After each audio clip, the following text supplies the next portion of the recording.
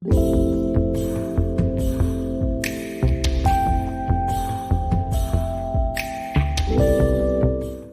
сайн мэцхан өрхөмдөд үзэгчтэй, найруулагчтай яриа нэвтрүүлгийн маань 3 дахь дугаар хүрэхэд бэлэн болсон байна. Энэ удаагийн дугаарт маань Цэвдэржийн Батнайранд л найруулагч ирсэн байна. Соёл урлагийн их сургуулийн, театр урлагийн сургуулийн жүжиглэх найруулах урлагийн тэнхимийн багш. Одоо шинэхэн байгуулагдаад одоо Дуулан шугаа ихтэй байгаа Асан аренагийн ерөнхий найруулагч Цэвдэржийн Батнайранд л гэдэг найруулагч хүн хүрэлцэн ирсэн байна. Тэгээд сайхан үлжин дүүхээ урилгыг хүлээн аваад хүрэлцэн ирсэн танд баярлалаа. За баярлалаа. Танайд бол гэсэн. Одоо ажилд амжилт хүсье. Таны ажил тавлаг өвлжөө сайхан байна. Ажил одоо тэгэл ундар жилийн да одоо ч бас нөгөө оюутан залуучуудын урилгын шалгалт эхлэв. Бас одоо жилийн эцэс болж байгаатай холбоотойгоор шинэ жил болж байгаатай холбоотойгоор уран бүтээлийн ажлууд бас ундраад ялангуяа бол одоо бас нөгөө ойрын үед засвар технологийн шинжилгээс шалтгаалаад бас нэг 2 жил орчим ковид оролцвол бараг 4 жил болчихсон. Цаашаас хурдыг. Тэгээ нөгөө Аса цирк маань одоо Ариана болж өргөдгөж технологийн шинжилгээг дээд сая 11 сард бас эндсэн байгууламжийнхаа технологийн бас нээлтийг хийчлээ. Тэгээ одоо бол яг уран бүтээл рүүгээ бол 25 оны 3 сараас эхлэж хэвдрээд явнаа гэсэн төлөвлөлтөд ажиллаж байна. За таныг урьдсан шалтгаан бол та энэ мюзикл тал руу уран бүтээлүүдэд дэлгүү хийдгээ. Энэ тал руу нэлээд чиглэж өөрийнхөө арга барил суурилж тэгээ энэ чиглэлийг ингэж жоохон дагнах маягтай гэх юм уу та. Ингэж одоо уран бүтээлээ төвөрөгдөг найруулагч хүн байна. Мюзиклийн талаар Монголд одоо яг хэдэн үеэс хөрсч өв те мюзикл гэдэг ойлголт Монголд яаж нэвтрэв? Энэ тухай таныг товчхон яриач. За мюзикл одоо ерөнхийдөө бол яг манай одоо Монгол орчуулж одоо хөрсжүүлэх гэдэг юм хэмээн одоо нутгшуулах гэдэг юм хэм ерөнхийдөө бол одоо хөгжимт театр гэдэг. Тэгээд энэ утгаараа бол энийг одоо мэрэгжлийн хөгжим театрын буюу мюзиклийн жүжигчнийг одоо бэлтгэх зорилгоор тийм 2000 он гараад энэ дээр бол одоо бас соёл урлагийн их сургуулиас мэрэгжлийн одоо бас юм чиглэлээр оюутнуудыг авч мэрэгжлийн жүжигчид бэлтгэж байгаа анхны алхамыг бас хийсэн. Тэр маань бол одоо энэ гайз хамтлагийнхан дээрээс нь акапелла хамтлаг хойшлог продакшн одоо үндсэн жүжигчид эдгээр ч юм бол одоо анхны мэрэгжлийн мюзиклийн ангийнхан гэж явна. Яг мэрэгжлийн гэж явах нь Монголоо тий. Дээд боловсралтай мэрэгжлийн мюзиклийн ангийнхан. Энэнийг бүр одоо эхлэх бас нэг гол үндсэн зүйл нь бол энэ ангийг авч явах бол мэрэгжлийн багшийн асуудал байгаа. Тэгэхээр боловсролтой бол тий гизийн мюзиклийн ангийг буюу хөгжим театрын ангийг төгсөж Монголд ажиллаж исэн хөгжмийн зохиолч инквер гэж эмэгтэй байсан. Энэ эмэгтэй бол одоо бас энэ чиглэлийг хөгжүүлэх одоо мэрэгжлийн уран бүтээлчдийг бэлтгэх ажилд бол бас их хувь нэмэр оруулсан хөө гэж ингэж бол бас бодох хэрэгтэй. Тэгээд яг уран бүтээлчдээ одоо мэрэгжлийн уран бүтээлчдийг бэлтгэж байгаа талаас бол нэг юм байна. Дараа нь бол мэдээж хэрэг энийг энтэй зэрэгцээд бол за CTD сургуульд бол тухайн үеийн CTD сургууль одоо CTX сургууль. Тэгээд энэний хажууд бол хуучин Монголжонгоо гэдэг одоо сургууль таах хүмүүс сонссон. Тэгээ энд бол нөгөө Харьков болон одоо Москва төгссөн, Харьковын сургууль төгссөн, Киев, Кемров одоо Оросд бас сургууль төгссөн залуучууд энэ сургууль дотор одоо бас ажиллаж, багшилж тэгээд энэ мюзик холлын анги гэж байгуулж тэр мюзик холлын анги өөрөө сүүлдээ CT сургууль дээр нутагч явж байгаад 2008 онд яг одоо таньс мюзиклийн анги авъя гэдэг. Одоо энэ Викторны Батчлуун Бачгийн Бацаахан гэдэг соёл эрдэнэ хамтлагийн анхны үүсгэн байгуулагчдын нэг энэ Жамингийн Бацаахан гэж ах маань бас энэ CT их сургуулийн одоо захирал байгалмаа багш маань санал тавиад тэгээд бид нар нийлж байгаад ингээд анхны одоо эсгчтэй бас одоо энэ жүжигчин тод гэрэл ажлын бямсар энэ төргээд одоо энэ залуучууд одоо ч суйсийнхны дараагийн үе явж 2008 он. Тэгээ 8 он. Тэгээ энэ ангийг бол 2012 онд. Тэгээ энэ хугацаанд бол яг бид нар бол өөрсдөө яг хөгжил энтер гэж яриад гэхдээ бол бид нар бол өөрсдөө нөгөө бодож зорж байгаа мэрэгжлийн уран бүтээлчдийг л одоо бэлтгэж гаргах ажилд бас хувь нэмрээ оруулахын тулд энэ залуучуудтайгаа бол нэлээд тэр одоо соёл урлагийн их сургууль дээр байж байгаа хөтөлбөрийг бол бид нар бас яг тэрийг бол одоо ямар нэгэн байдлаар патентийч гэдэг юм тэр талаас шууд хулбарлаад тийм сургалт явуулж болохгүй шүү дээ. Тэр учраас бол өөрсдийн гэсэн сургалтын хөтөлбөрийг боловсруулах гэдэг юм. Тэгээ энэ талаас нь бол манай бацаахан маань оруулсан хувь нэмэр манай байгаль захирлын энэ бидний одоо тэр нэг ингээд яавал одоо яг энэ бол өөрөө мэдээж хөгжмийн суурьтай. Тэр одоо хөгжмийн асар их тэр одоо мэдрэмжтэй. Тэгээд энэ хөгжмөлөг байдлыг одоо хангахад бүхд одоо цагийг зарцуулах. Дээрээс нь бол нөгөө гол юм чинь нөгөө жүжиглэх ур чадварын хичээлийн хөтөлбөрийг бас энэтэй уялдуулах. Тэгэхээр дуулах ур зүй энэ чиглэлийн тэгээ бүжиг хөдөлгөөн өөрөө асар их чухал үүрэг оролтой.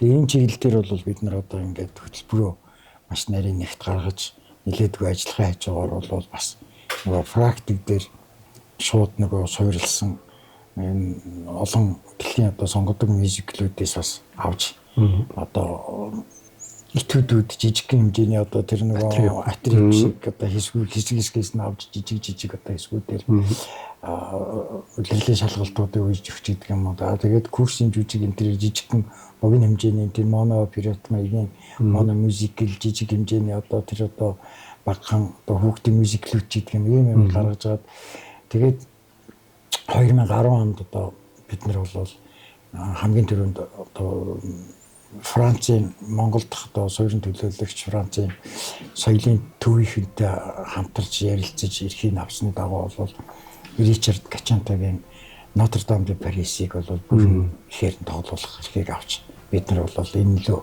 бас нэлээд шаачд бүлэвж ажилласан. Тэгээд энийг бол бүрэн дуулсан дараа мэлбэм театрт бол бүрэн одоо тавьж ингэж гаргаж илаа. Тэгээд энэ бас өмнө нь ер нь бол одоо би тэгж ойлгож болох анхны томоохон гэх юм уу бүрийн хэмжээний жүжиг бол Парисын дээр хийсэн болчихж байгаа юм уу? CTX сургууль дээр хийгдсэн бүрэн хэмжээний мюзикл нь бол Notre Dame Paris. За энэний одоо бас яг өмнөх нь бол 11 оны төгсөгчд болох одоо яг нэг Бацаахын ангийн төгсөгч би чинь бол 8 онд орсон.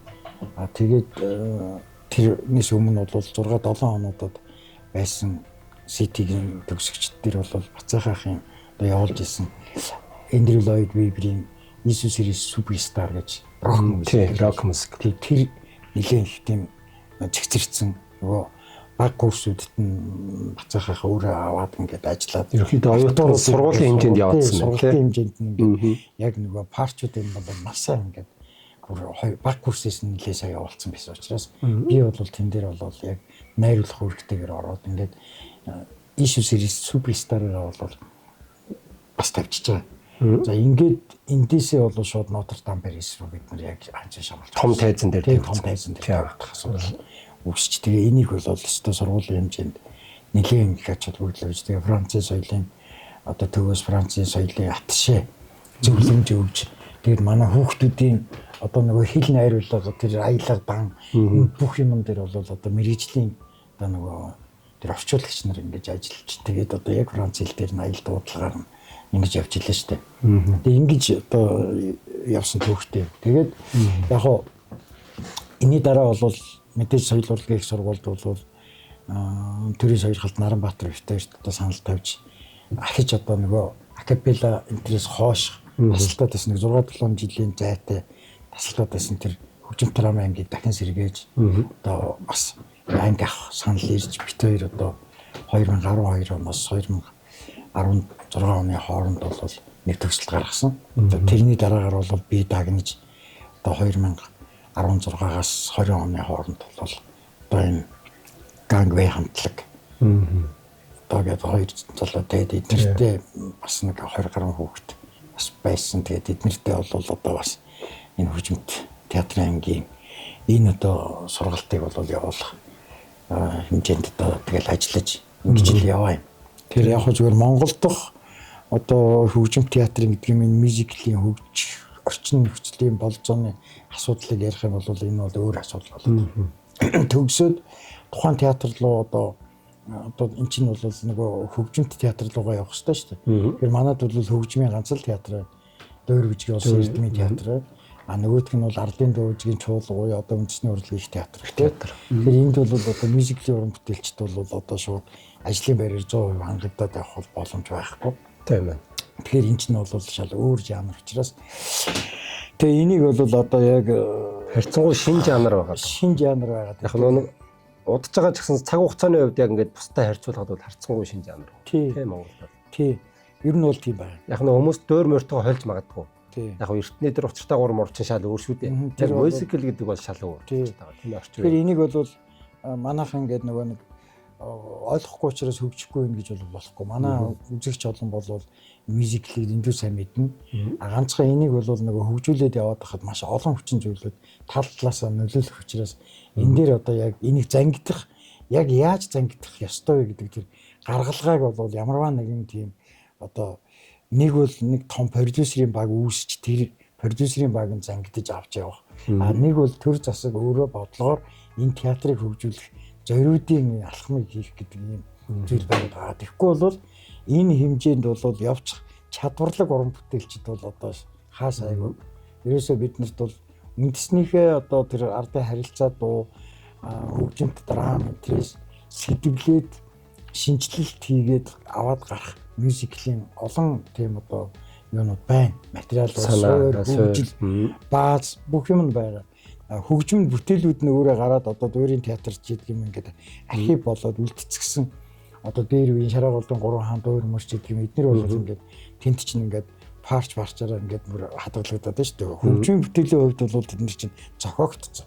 Ганцхан энийг бол орчин үеийн хөгжмийн одоо тэр найруулганд оруулаад тэгээд орчин үеийн одоо залуучуудын сэтгэл зүйд нийцхүүс тийм либретүүд хөрвүүлж бас юм агуулгыг авч одоо хөрвүүлж тэгээд мюзикл хэлбэр рүү оруулах ийм одоо зохиолч гэдэг юм ажиллагаа л хэрэгтэй байгаа шүү дээ. Зохиолч бас шаардлагатай болох.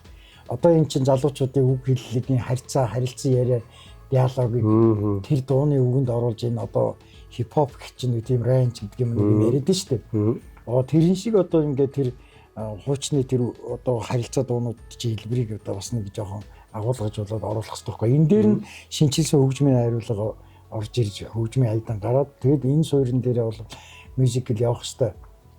За энийг дагаад бол олон синтез одоо урлагууд орчин үеийнхаа нөгөө залуучууд үзэгчдийн одоо тэр нэг хүсэл тайшаалыг нийцүүлэхийн тулд бол энэ мюзиклт чинь бол нэлээдгүй тийм олон хүчин зүйлээс нөлөөлөх болчиход байгаа. Тийм учраас энэ дээр бол одоо нөгөө хөгжмийн зохиолч ганцхан дагнаад одоо сайхан мюзиклийн хөгжмийн зохиол бичиж гэж ингээд суугаад энийг гаргаад ер нь бол хинд зориулж хинд хизээ тоглогдох юунд хийх гээд байгаа.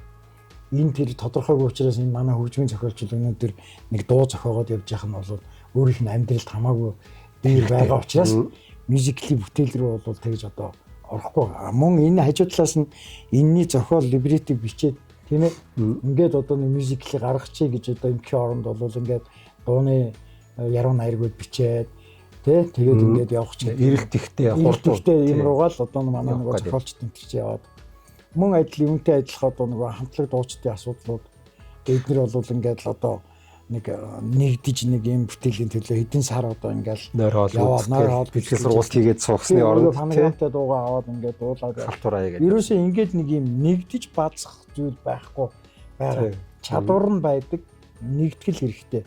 Тийм учраас ер нь бол мюзикл өөрөө тухайн оронд үүсэж хөгжиж явсан түүх нь өөрөө бол асар их тийм одоо нэгдмэл байдлаас асар их тийм одоо юу гэдгиймдээ үнэнч бүрдлээс бүр яг ингэж нэгдэж анхны одоо яг мэрэгжлийн гэх юм одоо Америкт үүссэн тэр одоо кейс бол үндсэндээ бол нөгөө цагаачлагчдын цугларсан цугларалтаас одоо энэ мюзиклийн одоо гол хөрс үүссэн гэх бол болно. Яг тэгвэл Европоос Азиас энэ дэлхийн одоо өнцөг болон бүрээс чинь Америк руу одоо ингээл зүтгэж байгаа шүү дээ. Тэгээд тэнд чинь бол нөгөө тухайн одоо яг өөрийнхөө мэрэгжил дээр бол одоо өстой жинхэнэ нөгөө нэг юм тодорцсон одоогийнхаар бол тэр одууд чинь шинэлэг юм хиймэр ялангуяа социалист орнуудаас яг л хайрцаг дэмжлэл байдалтай байдаг. Гэтэл хүмүүсийн нөө сэтгхүү шүү дээ. Хязгааргүй авьяастай. Тэгээд араа өөр шинэлэг юм бодохоор капиталист ертөнцийн одоо тэр тал гээд өнгөт гэж ингээ хилмигдүүлэх ч юм тийм. Эндээсээ зүхтааж очисон тэр залуус маань шинэлэг зүйлийг хийж бүтээхийн тулд Аз Африк энтхийг инээ тэрийг гэхгүйгээр найзал нөхөрлөж тэр Бродвейн гудамжинд одоо ингээд нөгөө хамтарсан нэг тэр хамтлаг маягийн синтез төрлийг гаргаж богино хэмжээний тэрийг бас одоо хүмүүсийн анхаарлыг татахын тулд тийм хошин хэлбэрт жоохон тийм өгүүлэмжтэй жаамч тийм авч зохиолд оруулалт тоглоцны Бродвейн продюсерууд анхны одоо тэр нөгөө одоо Хаймштейн ч гэдэг юм аа энэ одоо яг энэ Бродвейн одоо энэ хөгжмийн одоо энэ мюзиклийн урлагийг хөгжүүлсэн продюсерууд маань олж харцгаад тэгээ угаасаас ч юм уу нөгөө тэр одоо юмнуудаас клубээс ч юм уу ингээ харж байгаа уушин газраас эднийг нэгтгэж жагаад хийвэл эн чи өөрөө их том гоё ийм шоу бизнес болох юм биш үү гэдэг ийм нөгөө капитал талаас нь олж хараад бизнесийн зарчмаар мөнгө хайж бүрдүүлсэн байгаа. Тэгээд эднэрийг ингэж бүрдүүлж хийхдээ нөгөө цагаачлалын жинхэнэ одоо их орон болсон Оклахома гэдэг одоо нэршлэр нь тэр мужийн юугаар нэр өгөө. Тэгээд тэр Оклахомад ингэж тал талаасаа цугларч ирж байгаа одоо гадаадуудыг тэдний аж амьдрал тэд нар одоо яг ирж Америкт хэрхэн нутгиж чинь тэр донд үүсэж байгаа проблемуудыг ингэж зохиолно. Тэгээ ийм зохиолд нэгтгэж анхны одоо 1943 онд энэ Оклахома гэж яг одоо ингэ бүрийн хэмжээний мьюзик Америкт гарсан байгаа байхгүй. Зөв. Тэгээд эн чинь өөрөө их сонир. Яг л эн чинь ингээд хуучин опера бол эн чинь ингээд яг ингээд яаманд ингээ хөгжимчд сууцаа симфони нэг удирдаач ингээл удирдаал ингээл явна штэ. Гэтэл бол энэний давуу тал нь бол одоо за яг хөө ингээд оркестр руу сууж лээ. Тэгээд тоглохдоо бол яг хөө хэр за одоо нэг ийм Испани залуугийн одоо ингээд дөрвж ирээд тэр нэг хайр сэтгэлийн асуудал үүсдэг ч юм уу сюжет нь ингээ явахаар тэн дээр бол одоо заавал тэр нөгөө нэг симфони хөгжмөр одоо жишээд Кармен бол ерөөсөө симфониороо Кармена гараад ирсэн ч Хойсен гараад ирсэн ч цэргүүд дуулж ирсэн ч симфони бүтээрээ тоглож ил. Гэтэл бол энд ингээд Испани акустик гитар ингээд тэгээд ингээд ийм шигшүүр мэгшүүртэй ингээд даг гэд ингээд бөмбөртэй холио маш сонирхолтой хөнгөн тэгсэн мөртлөө маш сонирхолтой амьдралын ингээ тэгэнгүү тэндээс нэг юм хятад залуу бас тэнд ингээд одоо нөгөө Чайна тауны одоо тогооч те нэг юм хуучир муучир энэ тэр дотроо ороо тэгээд хятадын үндэсний хөгжимтэй бас нэг темп мэмп нь араагүй. За ингээд эднэр маань бүр нийлж жагаад те одоо найрал дуу энэ төр дээр орохоор орон орны хөгжмийн юм нийлэл мэл синтез төрөл дууралт нь сонин гоё. Тэгээд темп ритм гэдэг юм бас энд тэгж ингэж шинэлэг юм сонин нэгдэл ансамбл бүрдэж гарч ирж маш үүссэн сонирхолтой юу болж гарсан. Тэгээд энийгээ бол яг юм нөгөө шоу бизнесийн бас нэлээд тийм том ашиг орлогын нэгмэл юу болж гарсан гэж ингэж бол үзээд байгаа. Тэгэхээр энэ бол би бол бас энийг бол их өмнөний талтай. Яг тэгвэл тэнд цагаачилж очисон одоо хөгжимчин Оросын хөгжимчин чи Оросын дуучин, Оросын жүжигчин хятадын одоо тэ бас ингээ хөгжимчин тэгээд тэнд чи цирк аягүй их очиж байсан. Бүгдийн л нэгтгэхээр яг ингээд синтез уу энэ нөгөө музикийн хөрс болж байгаа. Бүгдийг нэгтгэхдээ яах нөхөр төрөө хилдэг нөгөө опера бол ингээд яг тэр симфонида баригдсан шүү дээ. Тэгнэ. Гэтэл бол тэр яг одоо нөгөө циркчтэй гараад ирэхээр тэрэн зориулсан ямарваа нэгэн зөвлөлт яг хэсгээр тэгээ баг ингээд юм жижиг хөгжмүүдийг тэрлүүл ингээд ургаал салгаал нийлүүлэхээр бүгдийг нийлүүлж байгаа л нэг гоё дуурахчаад ингэж явсан юм юу байгаа. За мэдээж энэ бол бас одоо нэлээ юм тийм төлөвчсөн. Энийний дараагаар бол эн чинь нөгөө хөгжмийн урлаг учраас хөгжим дагсан хөгжим суурьтай урлаг учраас одоо Америкт чинь тэгэл тэрний дараагаар бол жаз бол ямар хэмжээнд хөгжив. Энийгээ дагаад нөгөө жаз, рок н ролл гэх ингээл энийгээ дагсан зохиолууд гарч ирж одоо ингээд энэ тэндгүү нөгөө борооны дараах мөг гэдэг шиг ингэж одоо бас орчин үеийн хөгжмийн урлаг, театрын урлаг ингэж хөгжиж. За мэдээж бас хамгийн том гол одоо энэний одоо загалмайлс эцэг гэх юм уу бас хамгийн одоо профессионал буюу сонгодог төвшөнд одоо хөгжүүлсэн зайлшгүй одоо хөгжмийн бүтээлийн хувьд бол одоо ноён оргил бол энэ одоо нөгөө Lloyd Webber гэдэг хүнийг л одоо хэлнэ шүү дээ тийм Английн одоо хатан хааны хөгжмийн одоо коллежийн захирлын хүү тэгээд хөгжимчний гэр бүлд одоо өссөн өөрөө 6 7 наснаас эхлээ хөгжмийн анхны одоо зохиолуудаа бичиж гаргасан. Ингээ ер нь бол нөгөө англичууд ч гэдэг нь барууныхан бол дараагийн Моцарт гэж одоо хүсэн хүлээж Шинэ исэн цаг үеийн нөхөрмаа Тим Райс гэдэг хүнтэй нийлж нөхөрлөөд тэгээ бүр шал өөр рок музик л одоо энэ Jesus Christ Superstar ингээд нөгөө нэг симфони буюу классицизмыг одоо дараагийн одоо Моцарт гэж хүсэн хүлээж исэн тэр нөгөө хөгжим судлаачдын урмыг одоо хугалсан байж. Тэрний юу гэхээр нөгөө Lloyd Webber маань ингээд ийм рок болоод ингээд явчлаа. Одоо тэгээ гайхамшигтай. Яг тэр Jesus Christ Superstar бол үнэхээр яг цэвэр тийм рок дууралт. Тэгэхээр бидний нөгөө өмнө сая чиг тэр ярьдаг тэр хөгжмийн тэр төрөл их өөрөө чухал байгаа байхгүй юу? Тэгэхээр энэ Jesus Christ Superstar-ын тэр одоо ингээд бодохоор бол тэр рок одоо хөгжмийн энэ юу барьсан нь бол өөрөө тест туйлын онсон одоо сонголт тэгээд бүр гайхамшигтай тесрэлт. Тэгээ эндээсээ бол одоо эрэлт буцалтгүйгээр Вебер бол би мюзиклийг бол одоо яг ингээд энэ замыг бол одоо бүр сонголоо. Тэгээд анд нөхөр одоо нөгөө Тим Райстайгаа бол одоо тэгэл олон мюзиклүүд хийсэн. За тэрнээс гадна бол одоо хамгийн одоо юу гэдгиймдээ одоо хамгийн ашиг олж одоо хамгийн олон тоглогдсон Cats мюзикл бол одоо яг одоо нөгөө сонгодог симфон дээр тэгээд тэрийг нь дагаад тэр сонгодог балетийн одоо тэр элементүүд тэр дотор тэгсэн мөртлөө бас л тэр дотор pop, R&B тэгэл бүр jazz, blues энтрийг тэгж хойлж маш сонирхолтой муурны тэр нөгөө яг характер тэр муурны тэр уян алрахаа хөдөлгөөн ерөөсөө энэ бүтээлийн гол сонгодог ч юм алдартай болох давуу тал нь тэр баг тийм яг муур хөгжижсэн хөгжмийн бүх чиглэлийн урсгалуудыг яг ингээд муурнуудад хуваасан байхгүй. Тэгээд тэр чинь ингээ мэраж зэрэг нөгөө характерууд маш гоё гарч ирсэн тийм хөгжимтэй тэрийг тэгээд тэр их тийм оюун зөүлийн юмнуудыг гоё ингэж хөгжмөөр илэрхийлж оруулах гэдэг чинь бас гоё. Тэгэхээр бол энэ гарцаагүй нэг юм хөгжмийн өөрөө хөгжим суурьтай айхтар том хөгжмийн энэ одоо нөгөө нэг энэ орчин үеийн хөгжмийн яг ойлгож одоо тэрэнд зориулсан бүтээл хийхээр өвчлсөн одоо бүр нөгөө дуурлаж эрсдэл байгаа шүү дээ. Энд чинь одоо Хатан хааны одоо тэр театрт л одоо хөгжмийн зохиолч гэдгийн удирдлагч гээд одоо ингээд бүр бараг хааны төвшөнд явах нөхөр хаа хамаагүй тэгээд тэдний чи яриагаар бол одоо хоорондоо маднис шиг ярин бараг нэг юм гудамжны нэг юм хөгжим сонирхоод яваад байна да гэх маяг тийм юм руу шууд одоо гаргасан ба шүү дээ. Тэгээд тэр нь бүр рок маяг. Тэгээд тэр тухайн үед тэр рокыг яаж хүлээж авч ирсэн бид мэдэхгүй шүү дээ. Гэтэ яг тэрлүү тэгж ороод тэгээд тийм зориг гаргаа, тийм эрсдлийг даваад тэгээ өнөөдөр бол одоо ингээд яг энэ мюзиклийн одоо ингээд дэлхийн мюзиклийн юм ноён оргил одоо Lloyd Webber-тэй бол одоо ингээд дэлхий тий одоо яг энэ чиглэл дээр бол одоо яг юу дуурч чадахгүй яг түүний одоо бүтээсэн тэр агуу гайхамшигт энэ одоо аргачлал энэ одоо шуум зам энэ мөр замыг ингээд бариад ингээд яв.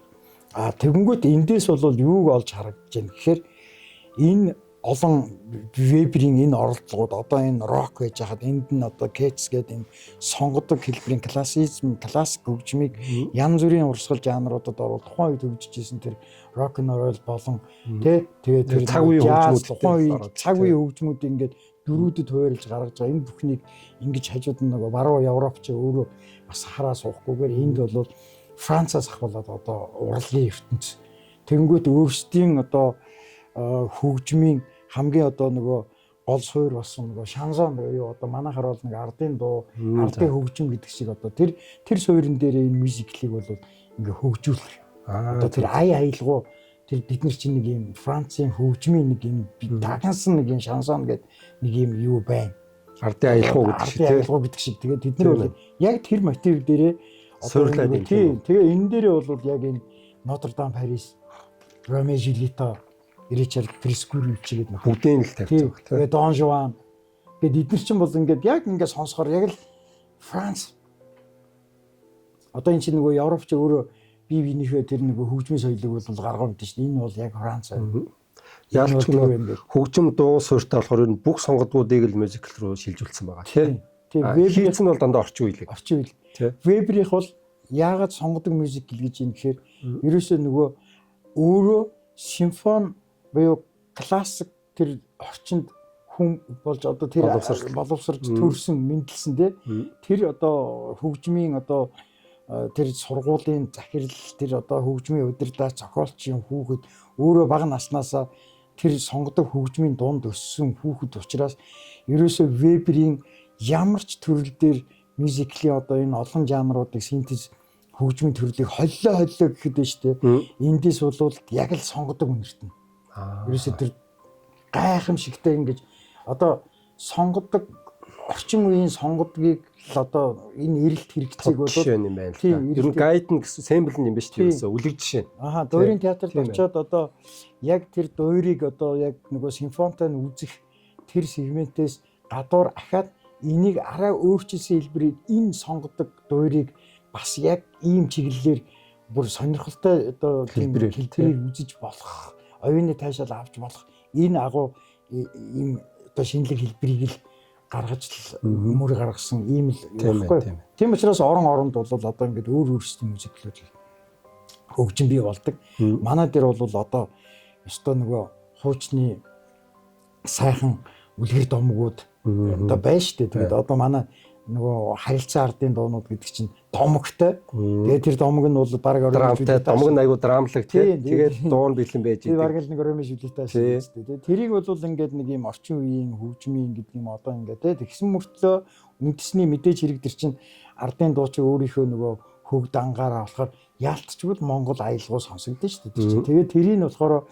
орчин үеийн хэлбэр рүү оруулж энэ залуучуудын одоо хүсэл мөрөөдөл болсон тэр одоо нөгөө хайрын сүжээд янз бүрийн драмаас эрхчлөө одоо тийм байдал тэгээ тэрийг илэрхийлэн гаргахтаа одоо тэр ямар одоо стилийн хөгжмөн дээр ямар хүмүүс нь байж гарах юм те энэ мэтийн имийг л одоо аюу сайн явуулах хөгжүүлэх шаардлага байгаа. Тэгэхээр энэ бол нэлээд тийм хөрөнгө эдийн засгийн нэлээд том хөшүүрэг тийм байна. Зүйл байхгүй. Тэгэхээр энийг бол одоо нэлээд бодлогоор л хөгжүүлэх тийм байна. Ястай. Америкт бол тэрийг бол нөгөө бизнес талаас нь одоо хардсан тэр продюсерууд бол одоо ч гэсэн Бродвей бол өөрөө продюсингийн компани шүү дээ. Тэн дотор ингээ Бродвейн жүжигчин гэж одоо манайх шиг ингээ тэтгэврт гартлаа ажилдаг ямар ч жүжигчин байхгүй шүү дээ. Дандаа гэрээ. Дандаа төслөөр одоо яг ингээд Кэцийн 25 жил ч гэдэг юм уу тэгээд төдөн жил болох чинь Кэц мюзикл дахин сэргэнэ. Леонкийг дахин сэргэнэ. Тэгээ энэ трупыг бол одоо ингээд дэлхийн нийтэд те энэ дөрүүд дээр ингээд дүр зарлж байна. Тэгээд нөгөө каст ингээд зарлаад ингээд яангуу тэнд очиж нөгөө үзлэгт орж өрсөлдөж Европоос Азаас очиж тэгээд тэндээс нь шилж байгаа найруулагчийн шилж аваа концепц нь тэгээд Бродвей бол ерөөсөө санхүүжилт тэр продюсингийн үргийг үзтгээд энэ төсөл бол Бродвей дээр 1 жил яваал хааглаа бол бүгд тараал явлаа. Араас нь дараагийн төсөл орж ирж байгаа. Тэгэхээр ер нь бол Монголд одоо бид нэр яг мөрөөдөж байна. Би бол одоо яг тэр мөрөөдлийнхөө алхам дээр бол одоо ингээд бас нэг жоохон ч гэсэн чимэг алхмаар ойртоод зогсож байна удаа гэж харж байгаа. Энэ бол одоо дараагийн гарч маань асаа арена бол гарцаагүй мөө.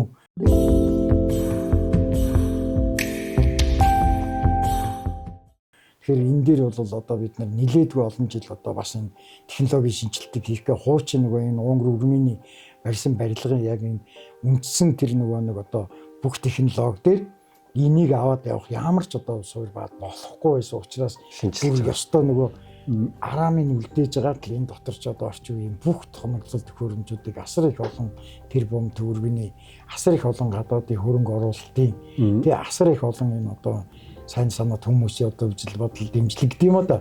Тэгээ энийг одоо хийх гэж зорьсон энэ одоо энэ багийн бас нэг нэлээд их тийм одоо эрсдэлтэй олон ч хүмүүст одоо бас нэг ингэж сайн муу хэлүүлж ингэсний үр дүнд бол одоо нэг ямар ч байсан энийг хийх нэг тийм одоо савтай болоод бас нэг нөхцөл болцсон гарч ирж гэнэ үү гэж бол ингэж бодож байгаа. Гэхдээ бол одоо бас энэ чинь ингээд нөгөө циркэн тэгээ тэр дотроо ингээд нөгөө сайхан циркчд маань тэтгэвртэй гартлаа тэгэл тэр дотроо ороод одоо амьдрал ажиллаад байхгүй юм уу? Энд чи одоо хуучнараас ингээл хүмүүс чинь одоо тэгнь штэ. Тэгин. Бид нэр энэ гадуур нь байгаа л ахын ч гэдэг юм.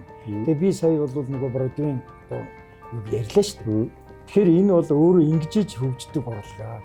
Энэ ингэхгүй бол ерөөсөө ахаал ялгаа авахгүй 20 30 жилийн дараа нөгөө хуучин циркшгээ эн чинь ямарваа нэгэн байдлаар тэгэл зөвөр нэг юм байшин л тийм болно. хүмүүс нь ч хөгжрөөд тэгээд ингээд чадамж энэ мюзикл урлаг гэдэг бол асар юм хурд хүч технологитой цаг ямагт өрсөлдөж залуучууд жүжигчдийг ч гэсэн одоо ингээд нөгөө 5-10 жилээр нь тэнд байлгаад нэг хүн дээр одоо шүтсэн тэр урлаг яваад байгаа. Шаацсан гац шүү дээ. Ерөөсөө шууд маргааш нь юугаа зарлалаа нөгөө дүрийн уралдаанаа зарлалаа. Тэр дүр дээр сонгон шалгаруулалтаа хийсэн хамгийн орчин үеийн одоо чадамжтай мэрэгжлийн хамгийн одоо энэ одоо тэр бүх шалгуурыг давсан жүжигчдэл гэрээ хийгээл ажиллах ийм л одоо хөгжилчтэй. Тэгээ ингэжээж бол энэ орчин үеийн урлаг хөгжнө. Тэгээ энэ дээр бол бид нар бол харин ч нэг одоо дуу нэгтэй энээсээ бол ирэх туцалгүй хазаахгүй явж байгаа. Тэр академик шин чанараа хадгалаа явж байгаа театрууд маань бол яг тэргээр л үүсэн бий болоод явна шүү дээ. Тийм. Тэгэхээр энэ одоо бидний гол одоо хөгжүүлэх гэдэг Асан аренагийн одоо энэ барьж байгаа концепц бол мюзиклийг одоо нутагшуулж, хөгжүүлж тэгээ энийг бол одоо ингэж авч явах. Одоо эн чинь давхар нөгөө нэг циркийн маань үзүүлбэрүүд маань орчинд жүжигчд орно, дуу орно, хөгжимчд орно ингээд бүх урлагийн одоо эн чинь бүх том ингээд төрлүүдээ бүгдийг батчих. Дөөрөөс орж ирж болно тий. Нөгөө би анх түүхийн ярьлаа ш нөгөө Оклахомад өстө дэлхийн зүгээр өнцөг болон бүрийн янз бүрийн циркчд одоо тэгэл уран нугараачд ч гэдэг юм уу. Тэгэл дээрээс нь одоо нөгөө сонгодог, дуур дуулдаг, дуучид, хөгжимчд янз бүрийн одоо хөгжмийн зэмсгүүд, энтхэгийн одоо урлаг тэгэл Азийн урлагууд, Японы урлаг эдгээр чинь ингээд тал талаасаа ингэж орж ирээд нэгдэжсэн шиг одоо ийм л төрлийн тухайн зохиолоос одоо шалтгаалаад тавигдаж байгаа бүтээлээсээ шалтгаалж тэрэн дээр сонгон шалгаруулалтаар энэ бааз бүрдүүлж ажиллах тийм л юм байна. Яг дагнсан цирк асуудал бол тустай баг. Тэр бол тустай. Циркийн тоглолт мэдээж явах нь явна. Тэнгүүт чинь одоо цирк чинь угаасаа энэ мюзиклийн чинь бол тодорхой хэмжээний 30% ч гэдэг юм уу энэ дотор чинь ингээд оруулж ирж байгаа ерөөсөй байх хэрэгтэй юм чи. Тэгэнгүүт энийг энэ төсөлд орсон сонгогдсон циркийн одоо тэр нөгөө үзүүлбэрүүд маань одоо нарны цирк шиг гэсэн үг шүү дээ. Тэр сонгогдсон хүмүүс маань тухайн циркэд одоо манай аренад орж ирээд бол бэлтгэлээ хийх орчин үеийн тоног төхөөрөмжит бэлтгэлийн заал нь бол яг хэвээр байж. Өөрөөр хэлбэл энэ гэрээнийг ингээд энэ номерууд ингэж орно гэд ийшээгээ ороод одоо энэ хэдийн сар тоглохын тэгээд техник бэлтгэл рүү шууд ороод энэ дотроо явна л гэсэн. Тэрээс бол нөгөө тэр лүгөө оруулахгүй бэлтгэлээ хийхгүй тэгээд зүгээр нөгөө нэг концерт тоглох юм шиг нэг тэр өдөр нь дуудаж авчраад одоо ингээд тэгээд одоо ингээд явдаг гэдэг биш. Ер нь бол тэр дотроо бол байгалаа тухайн төслийн баг л. Одоо би бол өөрөөсөө ингээд айгуугаа гэрэлтэйгээр харчлаа. Суур боловсгооч угаасаа одоо хөгжмийн чиглэлийн юм байна, жүжигчд байна, бүжигчд ер нь бүгд байгаа юм байна. Одоо ерөөсөө нэгтгэлийн л асуудал. Тэгээд тэр санхүү байдгийг нэг байдгийг уран одоо орчин үед бол яалтчгүй сайн уран бүтээл төрөхөд бол асар их хөрөнгө мөнгө орох болчиход байгаа байхгүй юу? Ерөөсөө энд бол маргах арга байхгүй болчиход байгаа. Тэр чинь ямар одоо бүх уран бүтээлчид арга гэртээ амьдралтай байдаг тийм. Бүгд амьдарч байгаа. Тэнгүүт адилхан амьдарч иж одоо тэр уран бүтээлчнэр нэг мюзиклийн хөгжим бичих гээд жилээр 2 жилээр арга гэрээ золиослоод сууж чадахгүй тийм. Нэг жүжигчд тэр хагас жилээр бэлтгэл хийгээд арга гэрээ хайж чадахгүй гэдэг шиг энэ бүгдийг ерөөсөө тэр мөнгө санхүүгийн тусгаад продюсерийн системийг сайжруулад явуулах басаа гэрэлтэйгээ тэл харагдаж байгаа юм байна. Одоо савтаа болчлоо. Хөгжмийн зохиол Чимбаг жишээ нь одоо за одоо чи ирэх жил бол яг энэний хөгжмөн дээр л сууштай гэдэг тэр хүний одоо нөгөө жил ажиллах ажлынх нь одоо тэр нэг одоо олох орлогын хувь хэмжээтэй дүүцгүүц тийм нөхцөл байдлыг бүрдүүлж бид нар хөгжмийн зохиол одоо гаргуулж авах асуудал. Ганцхан хөгжмийн зохиол дээр л юм байна шүү дээ. Хөдөл одоо дахиад тэр олон бүжигчд дуучдын тэр бас нэг олон сарын хөдөлмөр хүчтэй. Тэр мэдгийг ингэж бүгдийг бодод тооцож нэгтгэж нэг уран бүтээл гаргах асуудал. Тэгээд тэрний дараагаар бол харин энийг удаан настайгаар бас авч явуулж буцааж нэг борлуулах тийм тэр бол маш чухал одоо зүйл. Одоо сүүлдээ эн чинь одоо Америкийн мюзиклүүд бол одоо Бродвей мюзиклүүд бол экспортод гараад ирсэн. Солонгос бол франчайз маягаар одоо Lion King-ийг аваад тавьсан тийм. Энэ тентхийн Европын орнуудад бол одоо Fountain of Opera бол ингээ бас франчайз хэлбэрээр явдаг. Ийм одоо бас энэ бүр одоо түүчээс ингээд экспортод гарч штэ. Тэгэхээр манайх бол эндээс их дутаад байх юм байхгүй. Манай ардын урлаг өөрөө ерөөсөө экспорт байхгүй юу? Маш дэлхийд одоо ингээд аялал жуулчлал төр тоглолтоор явж байгаа манай ардын урлаг бол өөрөө асар их тийм сонирхолтой. Уянгалаг, тэр хөгжмийн жимсэг, тансаг, гоёл, костюм тэр бүх юм дизайн тэр маш гоё байгаа татагдчихгүй.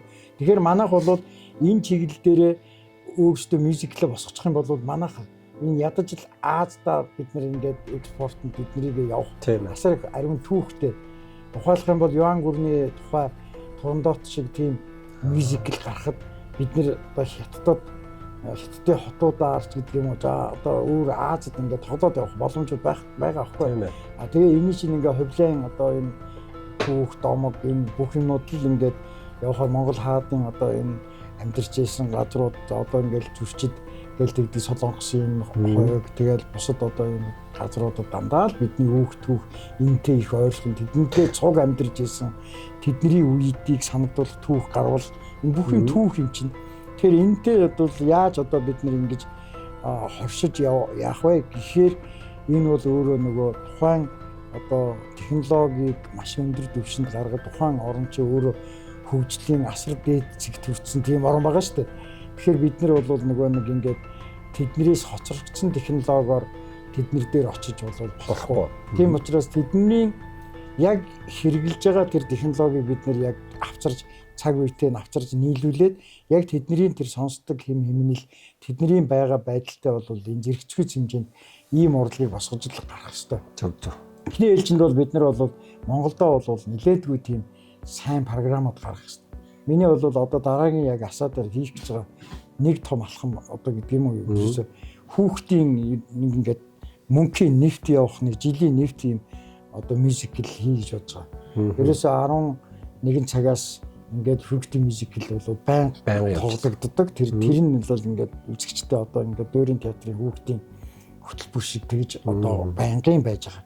А тэгээд дараа нь бол залуус зориулсан хөтөлбөр зайлшгүй байх хэрэгтэй. Нөгөө Жулита ателье энтриг бол ингээд Австри, Герман энтерт бол ингээд джинс өмдмөнттэй одоо ингээд ателье металж тоглож штэ. Мюзикл болгоцсон. Түүр одоо жуулчдад үүргэвч өгсөн Европын болон гадны аялагчид тэр нэг алтан театрт нь том симфонитод дуурийг үзэх тэр юунд плед налидын дууссан байдаг учраас ямар ч байсан дуурийн их оронд очиод ингээд яг энэ дуурийг үзэхээр тэр нь бол мюзикл хэлбэрт орсон нэг 100 евро энтри тэгээд 60 евро мовро гэдэг янз бүрийн тэр нөгөө суудлаасаа шалтгаалаад ингээд сонголтоор тэгээд тэрэнд орохоор мюзикл л үзэж байгаа. Гэхдээ ателло. Тэгээд Ромео Жулита.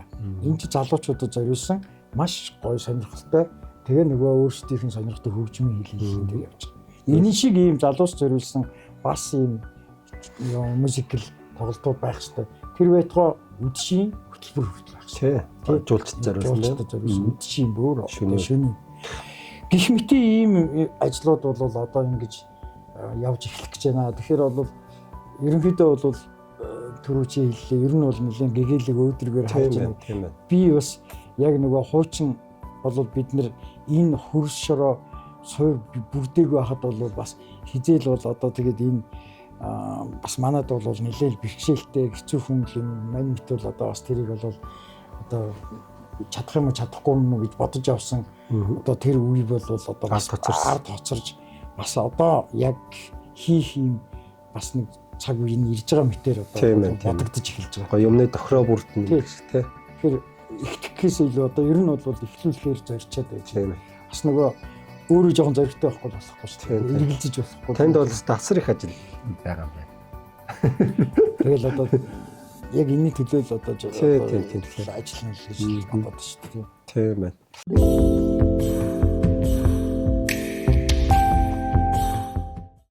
Найруулагч мэргэжил бол угаасаа бүх урлагийн одоо бүх мэргэжлийн толгой одоо чигдүүлэгч байдаг тий. Тэгээд та одоо яг найруулагч мэргэжлийн сонгоод найруулагч хүн тий. Яа одоо баримтлах юм. Одоо та түр хэлсэн шүү дээ өөртөө ихтэй байхгүй болохгүй зоригтой байх хэрэгтэй гэдэг энэ шиг юм ер нь зарчим ер нь альва ингээ уран бүтээлийг хийхэд нийгэмд нөлөөлөхөд тий нийгмийг сайн дагуулхад ер нь найрамч хүний баримтлах юм юу вэ? Зарчимч гэх юм уу одоо өөрийгөө өгчжүүлэх юм. Ер нь бол хамгийн түрүүнд хамгийн гол зүйл бол шүү дээ. энэ амьдралаас аягүй их сайн судлах, амьдралыг аягүй сайн мэддэг байх хэрэгтэй. Найруулагчийн үндсэн гол одоо юу гэдгиймдээ тэжээл одоо хоол хүнс гэдэг шиг одоо амин тэжээлэх юм да. Энэ бол ерөөсөө амьдралын судалгааны асуудал. Тэгээ нөгөө гийцийн мэр холдтой нөгөө мэр холдыг чинь нөгөө хүлээн зөвшөөрөхгүй тэгээд нэг алс бүглүүгийн одоо нэг хотод байхад нь гийцийн нөгөө төгсөд Толстоновын тэр очиж уулзалт хийгээд яхаж нэг мэр холд хэлсэн байдаг шүү дээ. Тэгээд одоо ер нь бол ганц л юм хэлээ. Амьдралаас л маш сайн судалж, амьдралыг л маш сайн одоо өнгө бодог бүрээр ялгаж салгаж боддог байдлыг сайн ингэж ээж л одоо ер нь найруулагчийн одоо ажил чинь эхлэн шүү. Та нарт бол одоо бол ингээл дөнгөж төгсчихэд бид нар чинь өстө гийцийг төгссөн гэл жинхэнэ ингээл явж штэ. Биднэрт бол хамгийн одоо зүйлийг ингэж хийсэн гэ Толстоновын дуртгалтай л тэр байдаг. Тэгэхээр ер нь бол амьдрал мэдсэн байх шаардлагатай. Ер нь амьдралын бүхэл одоо жил баримтлал те сайн муу тэгэл энэ чинь бүхэл юм одоо нэг хоёрт бол тухайн чиглэлийнхээ одоо олон чиглэл шүү дээ найруулагч өөрийнхөө дагнаж байгаа киноны театрын театр өөрийн дотор ахаал одоо хүүхдтэй ингээл янз бүрийн зар сурталчилгааны рекламны найруулагч нь. Тэгэхээр өөрийн тэр нөгөө нэг сонгосон буюу дагнсан тэр өөрийн нөгөө нэг энэ салбар чиглэлийнхээ тэрний онлын мэдгэдэгхүүнийг бол үнэхээр одоо маш сайн судалж мэдэж олон талд гаргалгааг бол одоо ирж хайсан. Тэ? Тэрэн дээр бол чамгүй таны энэ дээр нэр ганцхан яригч таслаа хэлчихэ. Яг таны яг хэлдгээр явахгүй бид нар чинь одоо залуучууд чинь ингэж байгаа байхгүй. Найруулагч гэхээр бүр ингээд томоор бүгдийг ингээд яах гал. Тэр чинь одоо бүх юмыг кино чигээ жүжиг чигээ дуу яг бүгдийг хийх хүсэлтэй тэгээд бүгдийг ингэж судлах гад ингээд самгардаад байгаа. Наашаа ч нэг харж кино ингэж жоохон сонирхоод дээшээ чарж театр сонирхоод дээшээ ч мюзикл сонирхох юм ингээд самгардаад эн чинь нэг энэ насар олон мэдлэгээ чинь ингээд залуу хүн ингээд самгардаад юу ч олохгүй ингээд томслаад яваад байгаа. Тийм тэгэхээр тэрүүний харин яг таны яг таастай зөв үйлч. Ер нь бол тэгж явсан үеч биднэрт байгаа шүү дээ. Залуу наснда бол. Би ч одоо яг тэгээд. Тийм учраас хам хэлээд байхгүй. Амьдралын тэр мөн чанар амьдралаас одоо янз бүрийн одоо яг би хаана зогсож юу барьж ажиллах вэ гэдэг чинь өөрөө тэгэхээр таньж мэдэх хэрэгтэй. Таньж мэдэхийн тулд асар их олон шалгуурыг давж хан мөргөж чулуун мөргөж өчнөө болж байгаа байхгүй. Тэр бол хууль юу угаасаа. Үгүй залуус мэдээ тэгээсэй гэж байгаа. Зовцсон ч гэсэн бас нэг юм харчаад яваад байд. Манайхан ч ингээ ингэнгүүт чинь би өөр дээрээ бидний дугаар ярьж шээ. Энэ өстө бүтэхгүй даваа байна. Тэрний орон зүй ингэчүүл амар юм биш үү гэд ингээ олон юм руу гутгсан байдаг байхгүй. Тэр нь ажлаа халтуурч эхэлдэг тий. Тэгээд би бол эцсийн бүлэгт бол ингээд явж би ч өөрөө 1994 онд төгсөөд Төвөмгийн хөгжим драмын театрт одоо хөгжмийн театр шүү дээ. Тэгээд ерөнхий найруулагчаар очсон. Мөн одоо Дархан хотын залуучуудын театр тэр бас хөгжмийн театр. Монголын бол бас нэг номерын одоо бүжгийн залуус чуулга гад. Тэгээд одоо хөгжим тэр одоо тухайн үед бол залуус юм бас л их том чуулга. Эдгэртээ ингэж нэг юм хөгжмийн одоо хэлэлгээр ерөнхий найруулагчаа тэрийг заалж удирдах тэрэн доторх одоо тогоонд нь буцалж тэдний одоо авч явж байгаа хөгжмийн удирдаач нар хөгжимчид хөгжмийн багш нартай бүжгийн багш нартай хэл амаа ололцож ингэж явсан тэр зүйл маань суур маань яг одоо эргээд одоо тогтох тэр доктортой хөгжлийн маань үндсэн суур нь тэр болтол бол нэлээдгүй их олон одоо зүйлийг л одоо хийсэн л байж таарах гэдэг байгаа байхгүй. Тэгж одоо яг тэрэн дээрээ төвлөрөөд явхаар тэрний талаарх одоо нэг практик үйл ажиллагаан дээрээс нэмэрлэх нь одоо энэ орчин үеийн хөгжмийн урлагийн хөгжлийн онлын янз бүрийн одоо үйл ажиллагааг суралцаж одоо сурахад нас хязгааргүй шүү дээ. Тийм учраас бол одоо энэ олон онлын сэдвүүдийг бол судалж шаардлагатай болж байгаа.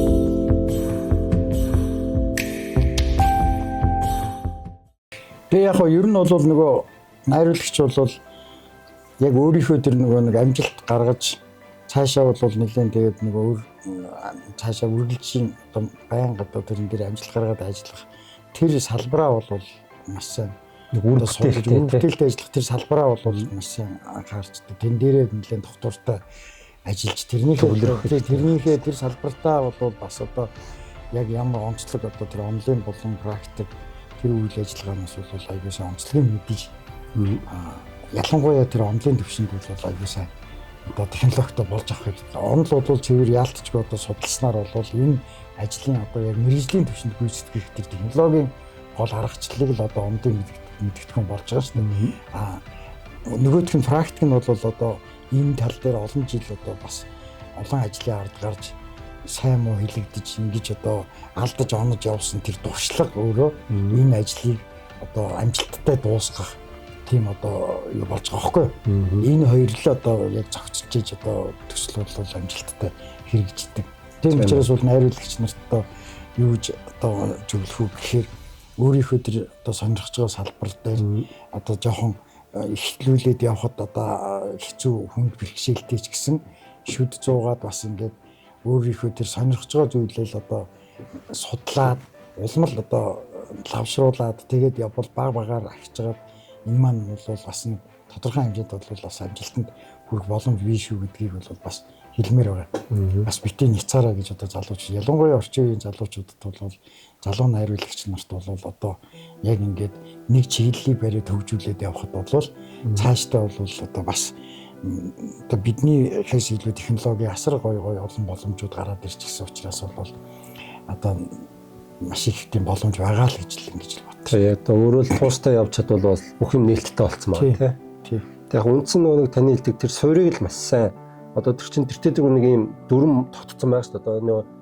юм сэрээдний овши группнийгээ 3 палаа ингээд дүрм байдаг шиг. Ерөөсөө л бүх яг юмд бол дүрм байгаа. Хөгжмийн одоо жишээлбэл одоо энэ хөгжим театрын асуудал бол ерөөсөө л үндсэн тэжээл нь бол одоо хөгжим шүү дээ. Хөгжим. Тийм учраас энэ хөгжмийн одоо энэ одоо драматургийг уншиж ойлгож одоо тэр нот гэдэг зүйл бол мэдээж одоо нотны зүйтэй юутэй байх шаардлага. Гэхдээ тэр хөгжмийн драматургийг одоо мэдэрч тэрэн дээр одоо тэр уран сайхны найруулгыг хийж хүмүүст одоо хүргэх гэдэг тэр зүйл маань өөрөө яг ингээд нэг байранда тогтоод байдаг зүйл биш. Орчин үеийн ялангуяа бол асар олон төрлийн одоо хөгжмийн олон урсгал чиглэл стил гарч ирж байгаа учраас би гэдэг хүн би бол зөвхөн одоо юм нэг юм энэ хөгжмийг л барина гэдэг тийм байхгүй. Би бол заавал одоо хипхоп хүртэл одоо сонирхох хэрэгтэй. Гадархал ёстой болчиход. Тэр залуучуудтай нөхөрлөж, тэр залуучуудтай чинь баг найз нөхөр шиг явж тэр хипхопын тухай, тэр шүлэг райныхын тухай ярилцаж, их өөрлөдөж, тэдний стилийг сонирхож, тийм имиж тэртэй одоо асуудал дээр ярилцаж ингэж бужигнаж явах асуудал бол өөрөө нөгөө судалгаа явж байгаа мөн дээрээс нь бол одоо энэ технологийн одоо судалгаа шинжилэл энэ юмнууд чинь ингээд дагаал явж байгаа байхгүй. За тэгвэл тань дээр одоо жишээ аваад орё. Та одоо яг драмын жүжигчин мэргэжлэр төгсөөд тэгээд одоо яаж тэр одоо энэ хөгжим рүү мюзикл руу орвоо.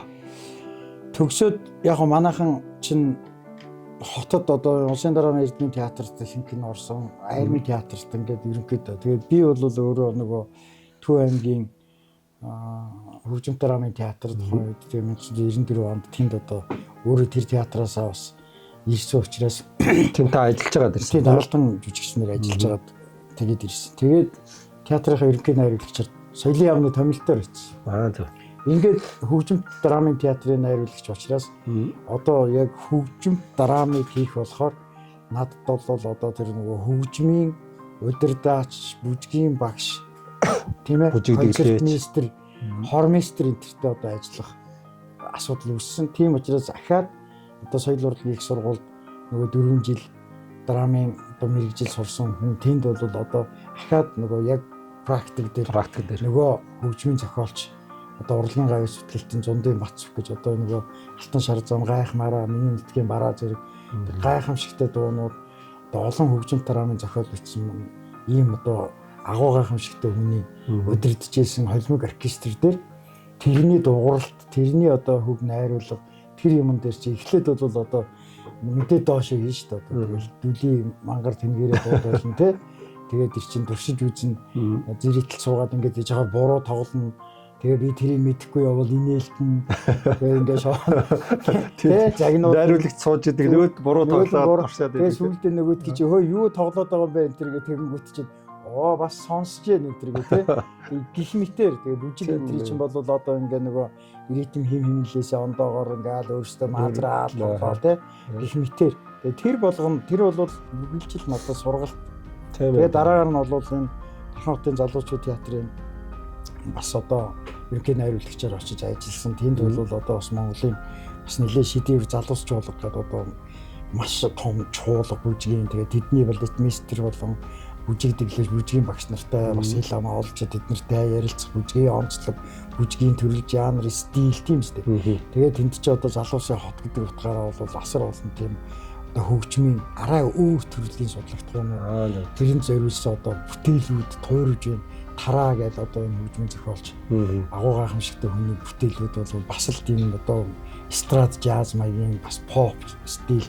Тэгээ залуусын хот гэдэг чинь өөрөө бас тэр хөгжмийн нэрнээсээ өөр болж штэ. Тийм театр гэдэг хөгжмийн бүтээлүүд гарч байгаа урын сангийн хувьд бол арай ондоо болоо явчихж байгаа байхгүй. Би чинь үндэсний дуулалт жүжигийн театраас тийш очиж штэ. Тэглээ гэхдээ л тэр дотор бол Монгол одоо үндэсний утга агуулгууд ардын хөгжмөн дээрээ тоглох хөгжим тараамуудын бүтээлүүд бас л гарч л байсан.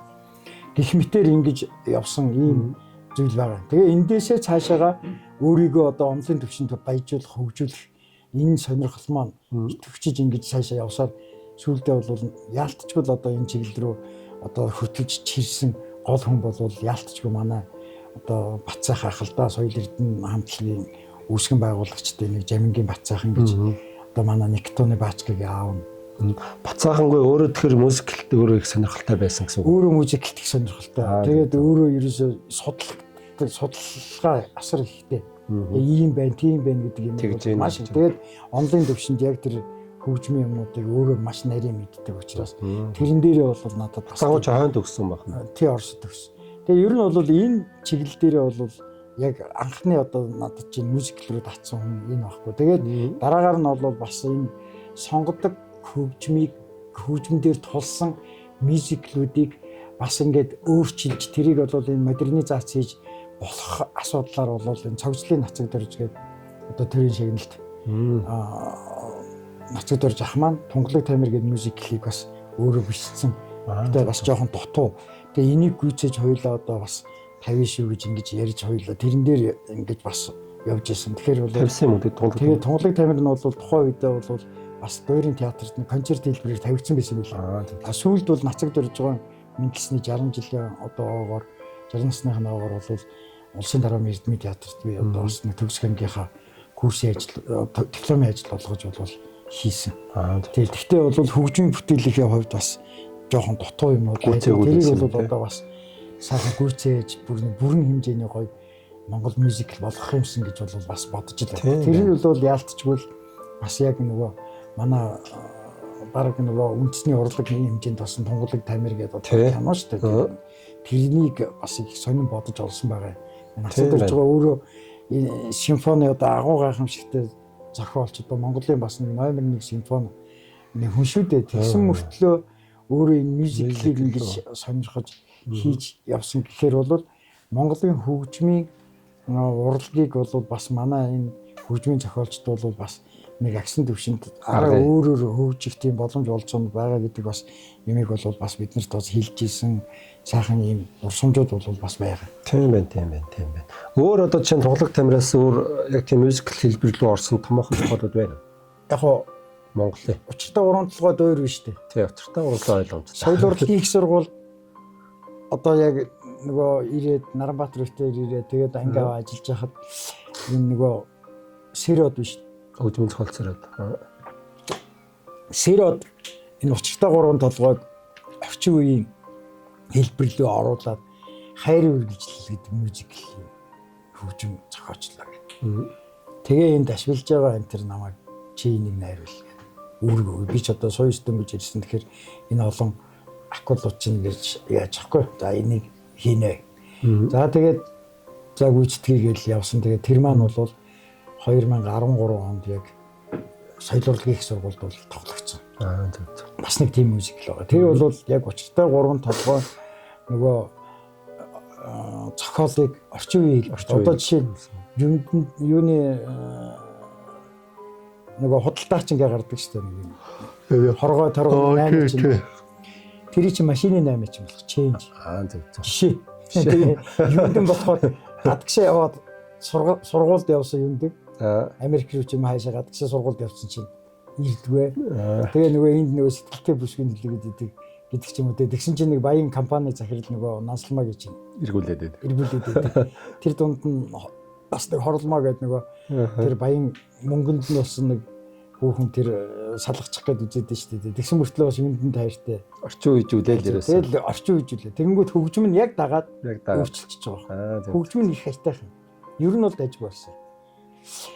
Тийм одоо нэг юм алхмууд бол байна. Тэгээд одоо ямар ч байсан одоо хөгжсөн гэхэд хэцүү, хөгжөөгүй гэхэд хэцүү. Сүүлд нөгөө нэг та нөгөө шавнартайгаар реакшн продакшныг тавьсан шүү дээ. Тэрийг бол ерөнхийдөө бас л нэг мьюзик хэлбэр. Би ер нь яг альва одоо яг л нэг юм ямар ч жүжигийг барьж авч одоо ингээд дараамын жүжиг хийсэн ч гэсэн заавал тэнд нэг тийм мьюзик элемент одоо физикал мьюзик элемент оруулах гэдэг нэг тийм л арга барил хобби гэдэг нь арга барилтай л болоод байна. Тэгээд энэ маань одоо арга барил гэх нь эсвэл одоо ингээд нэг өөрийн нэг юм ямар юу гэдгийг те ямар ч гэсэн өөрийн гэсэн л нэг юм арга барил. Тэгээд тэрэн дээр жүжигчдээс одоо бас тийм хэлбэрээр ажиллахыг бол бас шаарддаг. Тэгээд тэр шаардлагыг маань бас уран бүтээлч залуучууд маань бас зарим нь бол их сайхан хүлээж авдаг. Зарим нь бол бас одоо нэг бизлог тэр эвсэлж гэдэг юм тэр талаасаа болоод бас жоохон тэр шаадаг. Гэхдээ бол энэ бол орчин үеийн жүжигч нь харцаагүй хэрэгцээтэй зүйл гэдгийг бол ойлгуулж тэгээ энэ хөдөлгөөн тэгээ энэ уян хатан пластик байдал физикал хэлбэр тэр байтугай одоо механикийн нөгөө биомеханик хүртэл энд чинь бүгд нөлөөлж байгаа байхгүй жүжигчүүнүүд одоо байх хэвээр заавал байх хэвээр элемент бүх элементүүдийг ийш нь оруулж тэр жүжигийг хүртэл одоо нэг юм хэлбэрт байлгаж тавих. Энэ бол гэхдээ одоо бусад найруулагч нар энэ одоо заавал тэгж байгаа шинэ миний л одоо өөрийн л тавьж байгаа тавилтыг л арга барина шүү дээ. Тэрээсээ үзэгчд тэрийг үзсэн хүмүүст бол маш их таалагдсан шүү дээ. Би бол тэндээс тэгж харсан юм мюзикл үзэх орон зай байна, үзэгчдийн хүлээлт байна гэж бодож харсан. Маш их яг ер нь бол нөгөө үзсэн хүмүүс маань нэг тийм дараамын жүжиг үзээд хоёр янз байсан юм шиг байна. Нэг нь бол нөгөө үйлдвэрчин дэмжин нөгөө хошин шиг үзээд тийм инээж байгаа гарна гэж бодсон шүү. Тэгсэн чинь биш болоо явчихсан болсон байгаа. Тэгээд нөгөөтг нь босоо явчихмаа өө гэсэн хошин шиг биш юм уу гэдэг сонирхлын татаад байдаг нэг тийм дуу мó яваа. Тэгсэн мөртлөө ингээд нэг дараамын жүжиг нэгээд хөөх юм. Тэрийг ингээ хараад энэ хоёр яах нүгэ хараад байсан чинь тэр нь ингээд нэг юм арай өөр ингээд жүжигчдийн тоглолт моголт нь ингээд нэг юм шиг тий. Тэгээд ингээд дуусны дараагаар болохоор бас их тийм ямар сони юм тийм гоё. Тийм юм бол айгүй их ирсэн. Айгүй ингээд би бол шал өөр бодолтой ирсэн шүү дээ. Дандаа тэгж яриагаа. Би чи бүр шал өөр бодолтой ирсэн чи юу үзчих вэ? Айгүй гоё юм биш тийм чинь. Тэгээд байсан. Тэр нэг жинхэнэ зорилготойгоо үрж байгаа байхгүй. Яг үзэгчдийг нэг 2 цаг хагас ч юм уу яг гоё нэг тайван сайхан стрессийг тайлуулад сэтгэлийн баясгаад хөөргөөд яг тэгэл зорилгодоо өрөөл гаргаж ийлээ. Тэгсэнс амар муухай философи шидээл те гайл уйдуулаад уянгалуулаад эсвэл уйлуулах гал хит инээлэх гэдэг байхгүй. Яг гоё хөөргөөд хүнийг үзэгчтэй гоё ингэж яг нэг чучлын насаа нэг гэсэн. Тэр ишлээ олон сайхан хүмүүс яг олон мэрэгжлийн хүмүүс манай золоо ах бас их гоё шүүмж бичсэн байсан. Тэгээ ер нь бол манай одоо жүжигчид бас театр шүүмжлэгч нар ч их очсон. Тэгээд айгүй сайхан урам өгсөө. Тэгээд тэр урмаар л одоо ингээд ер нь бол нөгөө өгшөө хараад яваад байгаа шүү дээ. Яг одоо нэг мюзикл хоёлаа ярьж байгаа юм чинь юуг л би бол одоо чинь энэ яриагаараа уриалмаар юм байна. Энэ хөгжмийн зохиолч нар хөгжим сонирхож одоо орчин үеийн хөгжим хийж байгаа залуус бас энэ мюзиклийг сонирхосоо тий энд ийм гоё жанр байгаа шүү. Мюзиклийн хөгжим бичүүл гоё юм боломжууд байна. Өөрийгөө бас сориод үзээсэй гэж хүсв тий. Тий яг ер нь бол айгүй сонирхдаг. Хэмээр л байгаа. Тэгээд гол нь нөгөө хийгээд тэрийг одоо чинь цаг хугацаа их аваа шүү дээ. Тэгээ суугаал бодоол тэр чи өөрөө чамгүй их хүч хөдөлмөр гарган цаг нойргүй ажиллана. Тэгээд тэр хаана очих.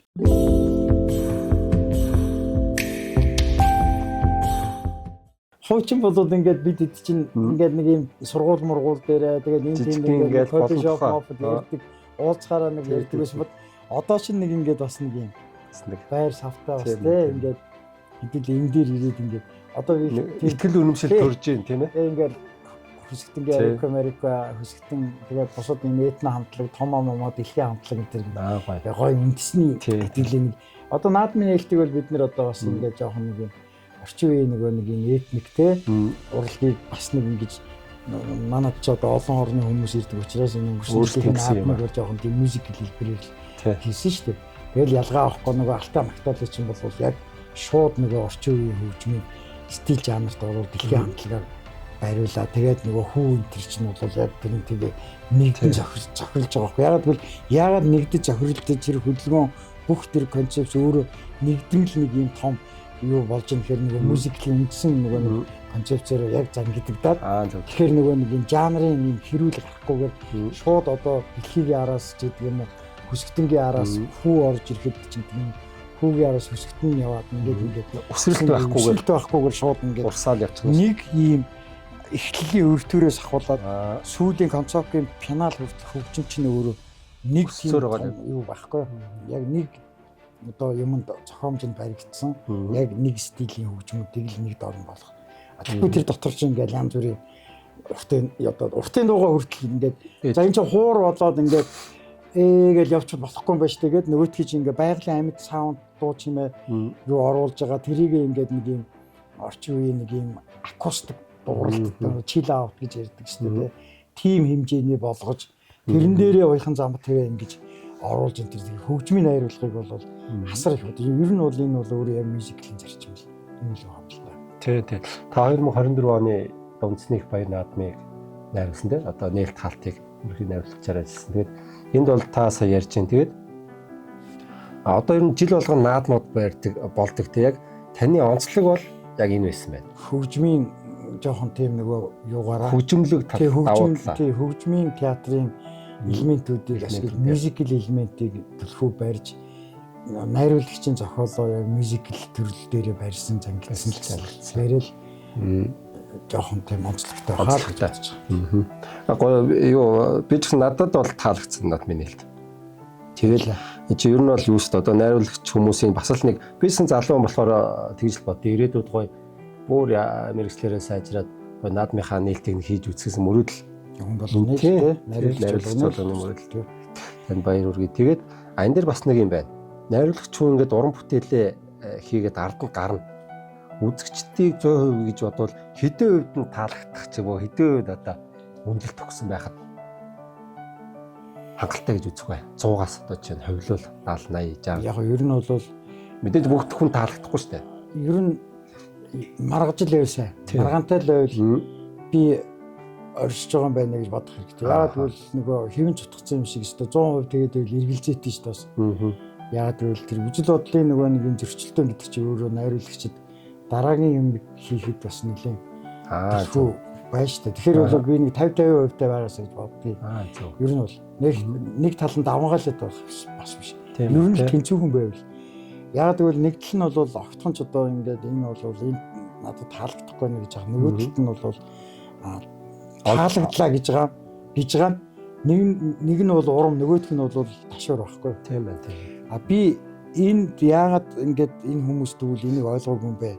Энийг яагаад ойш яахгүй юм бэ? Гэтэл энэ яагаад ингэж ингээд энэ хоёрын тэр нөгөө нэг гаргаж ирж байгаа хүлээж авж байгаа байдлыг бол асар сайн мэдрэх хэрэгтэй найруулагч юм. Ер нь бол аль тал руу гүйгээд холбироод иж болохгүй. Буруу талынх буруу байна. Энэ хэд ерөөсөө ойлгохгүй байна гэж байгаа бол энийг тэр чигт нь хаяна. Зөв талаа л илүү төлхөө барина. Буруу тал дээр асуудалтай надад хэрэгтэйтэй шаардлагатай ер нь бол яг энэ бас зөв шүү гэж бодож байгаа бол би энийг бол зөв рүүгээ оруулж бас хүлээж авах. Дараагийнхаа хийх юм дээр бол нэлээд бас бодож төлөвлөнө. Ер нь бол гол зангидж барих юм бол өөртөө өмнөж байж өөрийнхөө тэр үжил баримтлалыг одоо хүнд ингээд хүргэхдээ яг одоо маш сайн тийм бодож боловсруулсан тэр өөрийн нэг юм баримтлалыг л одоо ойлгох асуудал шүү дээ. Ер нь бол гэхдээ бас яг ингээд нилээдгүй сайн бүтээлэл би нэг 50-50% л байх болоо гэж би бол бодож байгаа. Надад бол нэг 10-20% байсан ч хангалттай. Яагаад гэвэл би мөнгөний бүтээл хийн штэ. Тэгэхээр нэг удаагийн одоо бүтээл дээр би 100% одоо юу гэдэг чинь бол ерөөс айгүй мангар юм байхгүй. Яагаад гэвэл би тэнд чинь миний юмыг гэртээ тэргүү Тэгээ тийм юм бол одоо тэгэл бүгдээрээ ингээл гоё байна. Тийм биз дээ. Тэнгүүт одоо тэр чинь ингээ найруулагч юм бол за болж байгаа юм байж гэдэг юм. А гэтэл бол аль болоход энд бол за тэр нэг юмыг тэгчвэл тийм байш шүү. Тэр бас мэдхгүй байна. Мэдхгүй наадах чинь бол би бол ойлгохгүй байна гэдэг. Эднэр бол бас аюу их тийм цааш юмыг хийх тэр юу нөхцөл болцоог гаргаж өгч байгаа бас нэг их том юм шүү. Тийм учраас бол үзэгчдийн тэр гаргаж байгаа тэр одоо дүгнэлтүүд болон тэр одоо хүлээж авч байгаа хүлээ авалтын тэр юмнууд бол яг одоо үндсэндээ бол сайн муу хоёр талтай байхтай бол найруулагчид бол их хүсэн дэвжгэд юутай л гэж ингэж бодчих. Дандаа одоо өөрөө би одоо ингээд миний хийсэн юм болгон бол дандаа хүнд хүрч явах хэрэгтэй. Энийг бол шүүмжлэгч одоо ямар ч хүн байх ёсгүй ч гэдэг юм одоо тэгээд ганц хоёрхан хүн тэ онцгой байна өө гэд хэлчихэд бусд нь бол болж байна энэ төр гэж байгаа даа бол бас эргэлзэх юм бас байна. Зөв. Аюул бол одоо хэрвээ хоёр хүн ингэж байгаа юм чи цаана заавал юм байглаа шүү дээ. Зүгээр намайг одоо ингээд ингэж юм ч гэдэг юм байна шүү дээ. Тий, ер нь бол тэгэхээр бол ингээд нэг юм өгөө аваатай ингээд энэ нь бол ингээд илүү өөрөө бас цаашаа сайн ажиллах тэр нь тий мөнхийн одоо цаашаага олон бүтээл гаргаад байх тэр сэдвжилтийг ихтэй өгдөг юм болоо даа л гэж ингэж боддог шүү дээ. Таны онцлог болохоор юу байгаа байхгүй юу? Тэр тусмаа тайз, тэр тусмаа энэ хөгжим мюзикл гэдэг бол яг тухайн үед тэр хүний асар их тэр эмоцн дээр үзэгчдийн тий яг тэрэн дээр маш сайн тоглолт хийх тэр яагаад байгаа байхгүй юу? Тий хөгжмийн нэг 2 цаг 3 цагийн дотор шүү дээ одоо чи нэг тоглолт гэхэд хөгжмийн одоо тэр хил хиллэг драматургийг бол аягүй сайн бүр энэ дээр бол одоо найруулагч яг хөгжмийн зохиолчтой суухдаа дараамын жүжигчийн нөгөө нэг бидний нөгөө нэг энэ нөгөө юу биш дээ нөгөө өрнөл төгсгөл колумнаас тэгээд тэр байтугай нөгөө дөрүүдийн тэр нөгөө нэг зөрчил болон тэдний хоорондын харилцаанд их асуудлыг хөгжмийн хэлээр гаргахтаа яг ямар ритмээр ямар хэмнэлээр ямар одоо тэр өнгө тоон тембэр хоолой голс таарахгүй энийг маш сайн гаргаж авах асуудал. Тэгэхгүй хөгжим нь өөрөө тааруухан шиг ингээд нэг юм зүгээр монотон. Тэгээд ингээд сонсоход бол их гоё сонсголонтой ингээд уян гаваад тэгээд байгаа мөртлөө яг ингээд бүтэн агуулгаар нь үзэхээр сонирхолтой юм байхгүй. Тэгээд нөгөө нэг юм зөрчил энэ төр байхгүй байгаа. Тэгээд жүжигчин тоглоход характер нь гарч ирэхгүй тийм хөгжмөд байгаа даа л гэж. Тийм байна. Тэгэхээр нөгөө миний түрүүний хэлдэг тэр нөгөө дүрдээ таарсан хөгжмийн ямар ч стилийг сонгож болно. Өөрөөр хэлэх юм бол энэ нэг жоохон тийм эсрэг талын дүр нь тийм нэг жоохон метал рок гэдэг юм уу тэр гранж рок. Одоо жишээлбэл Ромео Жулиетаг бол би одоо зүгээр жишээ татаад ярил л да. Одоо тэгж хийсэн газар байгаа. Зүгээр би бол Тибалтыг бол ерөнхийдөө нөгөө рокер боддог байхгүй. Гэхдээ бүр тэр дотроос бол метал рок талдаач гэдэг юм те. Хиний одоо Монтекийн талын боёо Ромеогийн талын залуучууд бол ерөнхийдөө юм синтез Ромеог бол pop боёо нэлээд тийм тэ хин бол одоо Меркуци бол хипхоп дотроо бол нэлээд одоо манай энэ нөгөө рок бэнд шиг нэг юм жоохон одоо ямар юу гин тэ нэг юм шулуун одоо яг л за тэгээд бусад одоо тэр бимболи энэ тэр бол өөрөөсөө R&B jazz зам тэ блюз энэ төр гээд хин бол Жулиета бол классик мөртлөө классик опера мөртлөө илүү тийм нөгөө pop опера тулдаа pop Ромео хоёрын чинь асуудал ийм байх ч гэдэг юм. Ер нь бол ингэж л сүлнэ. Хөгжмийнхөө зохиолыг ингэж л драматург дагнж авахгүй нь шүү дээ. Нэг юмар юусаа арахгүй. Тийм учраас хөгжмийн зохиолчтойгоо найруулагч нь өөрөө байж зохиолоо хөгжмөө гаргаж нийлэх хэрэгтэй байна. Хөгжмөө гаргаж авч ижил мюзикл. Тийм ээ. Тэрнээс ингээд дуунуудаа эвлүүлгийг синтез болгоод тэгээ мюзик хэлбэл одоо бас болохгүй байхгүй. Тийм ээ. Хөгжмийн зохиолд ерөөсөө тэр хөгжмийн найруулга ерөөсөө маш чухал байна. Одоо нөгөө Холливуд Мама Мия гэдэг нөгөө Апагийн гол цомгоос аваад хийсэн шүү дээ. Тэгтээ хүртэл дуунуудаас нь тэр олон дуунаас яг мюзикл зориулээд яг л оновчтой дуунуудыг л сонгосон байгаа байхгүй. Зөв. Тий. Яг л тоочны. Тий. Сүүлийн тэр La La Land тэр. Тий, La La Land бол яг нөгөө одоо хамгийн сүүлийн хайр сэтгэлийн одоо Ромео Жулиетаг одоо тэр төгс одоо залуучуудын одоо одоогийн сонирхож одоогийн хувилбар орчмын хувилбар дээр бол цогц нийцсэн төгс бүтээл гэж бодоод байгаа шүү дээ. Зөв. Тэгээд бас таны дараачийн онцлог бол одоо чинь кино байд театрын найруулагч идэрэхээр юу хамрах хүрээний жүжигчдийн хамрах хүрээ жоохон цөөх. Одоо чинь кино бол 1-2 жүжигчтэй одоо тулж ажиллан тий. Та бол яг тэр тайз хөгжим одоо бүх одоо тэр оркестр юу гэдэг 50 60 70 80 хүнтэй ажиллаж байгаа онцлог. Тий, ер нь бол энэ хөгжмийн бүтээл гэдэг бол өөрөө нөгөө хөгжимчд тэгээд дуучид найрал дуучид тэгээд жүжигчд бүжигчд гээд ингээд дандаа ингээд нөгөө юунуудаараа бас састаа янз бүрийн одоо ингээ холимог төв одоо цирк гэхэд багаараа орж ирээд нийт одоо багаар бодоход нэг бүтээл дээр бол дор хай 100-аад хүн явах асуудал. Тэгэхээр энийг дагсан нөгөө төсөв хөрөнгийн асуудал чинь гарч ирдэг байхгүй. Тэгэхээр энийг бол одоо санхүүжүүлж зориг гаргаж нэг одоо бүтээлд мөнгө хаях тийм продюсер бол нэлээ Монголд бол ховролтой. Тийм учраас бол бас энийг бол нэг талаас нь ч гэсэн дэмжлэг үзүүлж Асан арена бол бас энийг нэлээ хөнгөвчилж бас ийм бүтээл хийх боломж гарч ирж байна л гэж бодчих. Тэр их олон хүнтэй ажиллахад ер нь сайхан ааштай байх хэрэгтэй юу? Ямар ааштай байх хэрэгтэй? Үгүй сайхан муухай яг тэдний нөгөө төрөний миний хэлдэг мэрэгжлийн онцлог болон мэрэгжлийг л өөрөө мэрэгжлийн сайн мэдлэгтэй л байх хэрэгтэй. Онлын дагуул харьцсан. Онлын дагуул тэр хөгжмийн хүмүүстэй чинь тэр хөгжмийн мэрэгжлийн талаас л ярина шүү дээ. Би тэрнтэй ямар аяга тавганы хэрэг хийх биш. Бүжигчтэй мөн л адилхан л тийм л юм.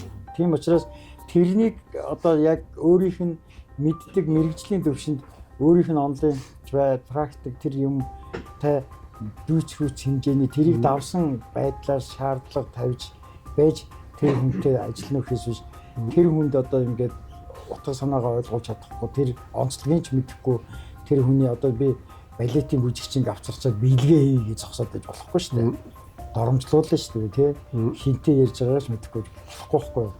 Тэрнтэй адилхан яг ингээд бусад бүх юмуд бол яг одоо ингээд та ч ерөөсөө миний харж байгаагаар баг засгийн газар ерөнхий сайд болчих واخ. Сайдууд засгийн газар төрөл яамдуудыг зангидсан суугаад байдаг гэдэг шиг. За тэгээд нөгөө леженд гээд тоглолт байгаа. Лежендийн талаар 2019 тийм Монгол Улсын засгийн газраас бас ингээд нөгөө үндэсний их баяр наадмын баярын хөтөлбөрт тий энэ одоо үзэх тийм шинэлэг одоо хөтөлбөр хэрэгтэй байна. Үндэсний гэхдээ этно тэгээд их гоё сонирхолтой одоо энэ гадаадын одоо төрөний миний хэлдэг энэ Парисын одоо Венийн одоо энэ ингээд аялал жуулчлалын брэндүүд ингээд гарчдаг тэрнтэй адилхан ингээд. Тэгээд одоо нөгөө төрийн сойрхолд Наранбаатар маань морин хурд одоо чуулгын өдөрдөөч төвшин сайхан тэгээд энэ ардын дуулдаг одоо энэ алтан жаргал жахаа сайхан өрийн тояа энэ тэргээл одоо тэгээд намаат балет гэдэг энэ залуучууд бүгдээрээ нийлээд тэгээд эднэр маань бүгдээрээ нийлж байгаа нэг юм Монгол Music Production гэж байгуулаад тэгээд энэнийхээ дагуу одоо продюсераар манай одоо миний найз тэргээ дуу зохиос манай Соёнбоо Бүрдбаатарын Соёнбоо гэдэг манай дууны сайхан дуу зохиодог манай дүү маань бас энд бас менежер продюсераар ажиллаад. Тэгээ ингээд нэг баг том баг болж баг ингээд нийтдээ бүх багаа ингээд бодохоор бас 200 гаруй хүн бүрдэнтэй. Ийм багаараа нэг ингээд төсөл аваад ажилласан. Нэг сайн концерт гоё. Тэгээ энийг яаж юун дээр зангидах уу гэдэг ингэнгүүт ерөөсөө Бямбэ Эренчингийн бэлд цэцэг гэдэг одоо нөгөө найрглал дээр зангидаад тэгээ энийг ингээд сүжит болгож тэгээ ардын уралдаа тэр дотор өстө бүгдийг багтаасан та харин за энэ дээр бол цэргийн дууж эрдмийн чуулга, хөлийн цэргийн дууж, гин чуулга. За тэгээ дээрээс нь бол нөгөө ардын дууны одоо энэ жинхэнэ нөгөө ардын дууг одоо орчин үеийн хэлбэрт оруулаад модерн одоо хэлбэрт оруулаад яваад байгаа юм дуучид шүү дээ. Эднэр маань л одоо тэр үед чинь Одоо тэгээд эдний чинь ингээд нэг юм зангидаад эднэр айгүй сонирхолтой байсан. Одоо манай Баян Жаргал энэ ч одоо юм байна. Тэгээ Мөнхбаатар бүгдээрээ л байсан. Хин наматик балет бол одоо балетын жүжигчид мөртлөө Монгол этно модерн тийм балет. Одоо Монгол модерн балет гэж одоо бас тэрэнд чинь бид нэг тийм хэллэг ороод тэгээд тэрэндээ ингээд нэг юм арга өрүүлээд тэгээд тэр аргатай ингээд нэг юм дээлтэй тий. Тэгээд тэрэн дээр ингээд балет ингээд явсан чинь тэр бол үнэхээр гоё. Би бол тэрэндээ аягүй тийм каптай байдаг. Хоёрт тэр цүү хаяхыг бас балетээр Монгол цүү шөнө ороо ингээд залуучууд ингээд хээр Монголын талд ингээд гоё цүү хайж тоглодог тий. Тэр энтрийг ингээд хилийн зэргийн дуужгийн чуулгын бүжигчид балетийнхан ингээд баатлаад хоёр талаасаа нэг хэсэг нь балет нөгөөх нь ардын бүжиг хоёроор гэх мэт ийм болвол тэгээ цирк орсон. Циркийн 2 байргаад орсон. Нийтдээ бол энэ 250 орчим хүн байсан.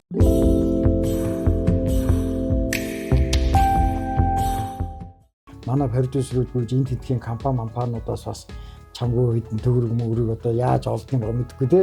Тэгжээж бас нэг урд төрмөөгөө одоо хой төрмөөгөө авч урд төрмөөгөө нөхчээж нэг жоохон санхүүгийн хувьд бол жоохон баг алдагдaltaй ч гэдэг юм уу. Тэгээ нэг сайхан юм хийх гэсэн биш.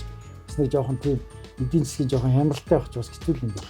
Одоо яг л нэг тулгараад байгаа юм Монголын яг нэг уран дэврийн сэтгэлээр л яасан болохоос бол хангалттай хэмжээний мөнгө санхүүнууд бид нар ч бас өгч чадахгүй шүү дээ. Тэгэл тим юм чинь тэгээд тавтан хийх хэцүү. Тэгээ нөгөө Холливуд яаж одоо Бродвей яаж бүхэхэд ерөөсөө тэр хөтөлбөрийг чинь ингээд жилжин нэвтээ явуулаад тэгээд дандаа тоглолтод пик дүүрэн л тэгж явж ижил тэр чинь нөгөө хүмүүсээ барьж байгаа шүү дээ. Тийм ээ. Ер нь бол би ч бас тэгж хараад байгаа маа. Ер нь Монголын одоо энэ арга хэмжээ бай, тоглолтууд бай, үснэг чуулга одоо юу вэ? Яг ийм том арга хэмжээнүүдийн ер нь ийм том ер нь тоглолтуудын найруулга ч юм уу тоглолтуудын юм бол ер нь их хоцрогдохгүй муудаа орохгүй байгаа. Ер нь хийж одоо тааж найруулсан бай, өөр хинч найруулсан бай. Ер нь тийм шүү дээ. Тий. Ер нь зүгээр онцлогоор л байгаа байхгүй. Тий. Найруулагч юм л яа. Ер нь бол айгүй энэ салбар бол айгүй сайн яваад байгаа гэж би хараад байна шүү дээ.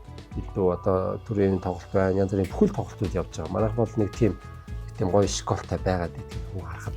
Үндэсний урлаг манай Монголд хөгжиж байгаа ямар ч урлаг монголчуудын зах хязгааргүй сайхан цадаггүй авьяас гэдэг юм одоо ер нь гайхамшигтай авьяастай ард түмэн дээрээс нь гайхамшигтай өв соёлтой ард түмэн л дээ яндашгүй юм баялаг юу ундраг ихтэй тий ерөөсөө бүтээгдэхүүн байгаа байхгүй. Тэр бүтээгдэхүүнээр өнөөдөр зүгээр л тоглож шít. Тэгээ одоо ингээд яавал яаж ажиллаж энэний хамгийн тод жишээ кейс одоо бүр алтан гац од мэт ялцаж одоо бид нар зам гаргаж өгч байгаа хүү хамтлаг энэ гол үндэс юм. Энийг авч ингэж инновац болгож ингэж одоо юу болгож те орчин үеийн үүтэй гаргаж ирж дэлхий болгож одоо дэлхий дээр одоо нэг манай сая наадмын хөгжмийн продюсерээр ажилласан манай хоовын гэр ах тэгж байгаа. Ерөөс дэлхийд монгол хэлээр дууддаг ганцхан рок хамтлаг байгаа тэр нь хүү гэж байгаа байхгүй тий. Хүмүүний рок гэдэг энэ стил бол өөрөө ингээ монгол дэлхий болчлоо.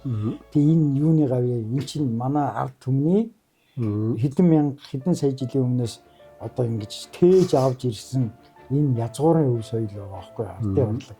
Тэгэхээр энэ бол угаасаа тэгээд цааш нь бид нар энэ чинь ингээд нэг өвчийн бэлдээд өгсөн биднэрт бол хязгааргүй их өв хөрөнгийг өв дэжсэн үлдээсэн шүү дээ.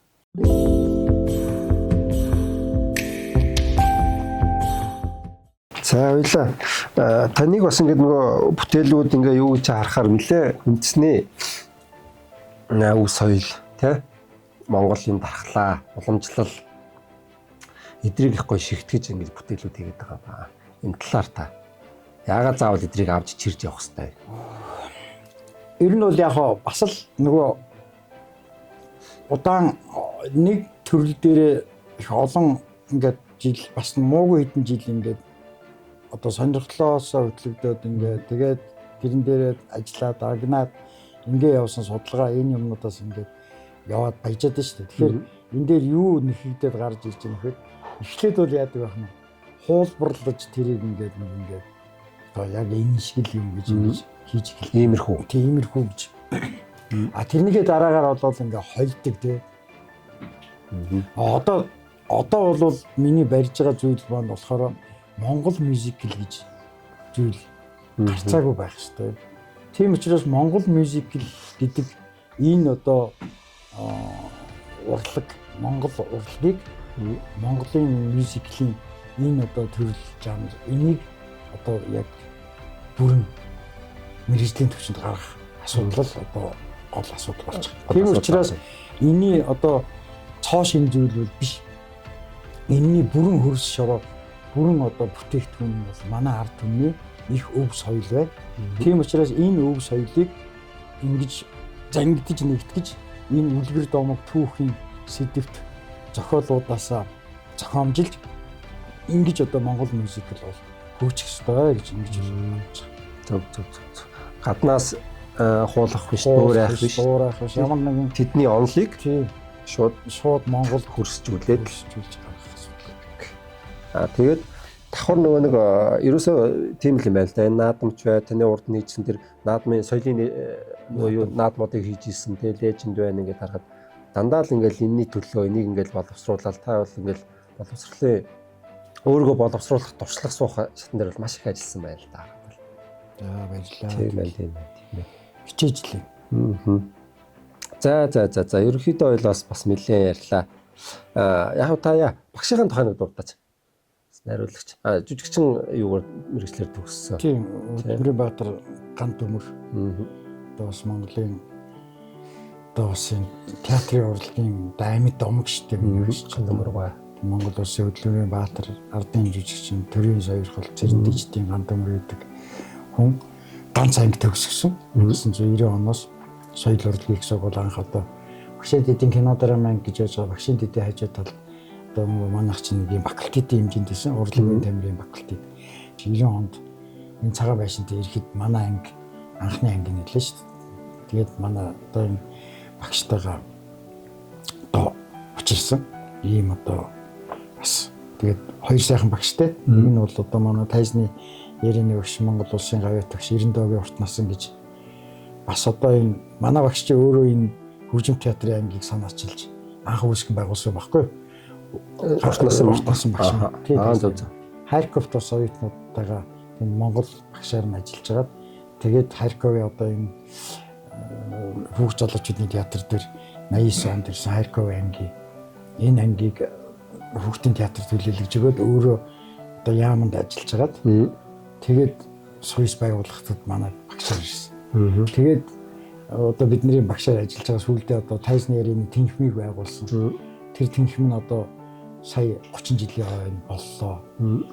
Тэгээд одоо энэ хөгжим театрын ангийг нээсэн өөрөө санаачил тэр хөтөлбөрийг боловсруулаад тэр инкоер багшийг авчирч одоо өөрөө бүр ингэж тэ ажиллаулаа. Тэгээд энэ бүх юмнуудыг хийсэн ийм буянтай сайхан багш маань энэ бас ингэж одоо биднийг одоо ийм хэмжээнд явах нөхцөл болцоог бол хамгийн их одоо гаргаж өгсөн ийм одоо буянтай үс байна. Тийм бид нар бол үргэлж өнөө багш нарыгаа өнгөрсөн юугаа суурай мартахгүй байж ах хэвээр тийм эргэж харж ах хэвээр байдаг.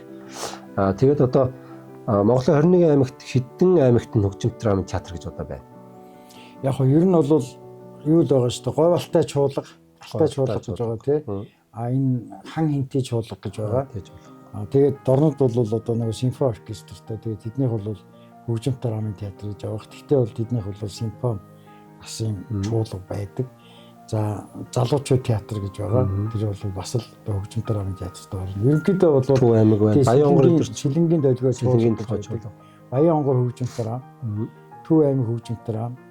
Тэгээд дундгой хөгжим драм. Ер нь бол 21 аймгийн бол ер нь бол нэг 17-8 бол ер нь хөгжим драмын театрууд л байгаа тий. Эднэр маань одоо зүгээр л нөгөө нэг одоо бэлэгдэл гэдэг шиг ер нь байгаад байна уу? Ер нь одоо эдний маань хөгжил яаж ийн хоцрогдоод байна уу? Боловсон хүчин дутмаг байна уу? Тэр ер нь бид нар яг бай хоттой ингээл уран сайхан гэл нараа цанаад байгаа л 21 аймаг маань юу болж байгаа юм. Ер нь бол яг өөр өөрсдийнхөө хэмжээнд яг нутагтаа бол эдгээр чинь ингээд онцлогтой шүү дээ. Тэгээ тэрийг бол авч явсаарч ирсэн одоо ч гэсэн байж л байгаа. Ганцхан бол энэ дээр бол одоо нөгөө орон нутгийн одоо энэ мэргэжлийн урлагийн байгууллагыг дэмжих төр засгийн бодлого бол үнэхээр юм бас сул байгаа. сул алдагдчихад байгаа. Тийм учраас бол одоо хөдөө орон нутгийн театруудад энэ уран сангийн бодлогын асуудал үнэхээр одоо хэцүүхэн байдал гарч. Яг тэгвэл хамгийн нэм төрөнд хөгжим драмын үндсэн хоол дижил болсон хөгжмийн баг үргэлдэхүүн гэдэг бол өнөөдөр хуучин аймаг болгонд 20 гаруй хөгжимчтэй байсан. Өнөөдөр 5-6хан хөгжимчтэй одоо ямар хөгжимд дараа нь тоглох. Тий. 6хан жүжигчтэй ямар дараа нь одоо сонгодог бүтээл тоглох ямар ч боломжгүй болох. Ийм хэмжээнд байгаа. Гэхдээ би ч бас ингээд анхнаасаа нөгөө хөдөө орон нутгийн театрт бас ингээд найруулагчаар очиод ажиллаад хөдөө амьтаа хэмэд хөдөөгийн театрт бас одоо илэгтэй учраас энэ хөдөө орон нутгийн театруудад бас очиж одоо бас бүтээлүүд хийж ядаж нэг 2 жил ажиллаад нэг 3 бүтээл хийж өгчөөд тэд нартай хамтраад. Гэхдээ соёл урлагийн их сургуулийнхаа оюутнууд төгс курсын оюутнуудыг аваачиж байгаа.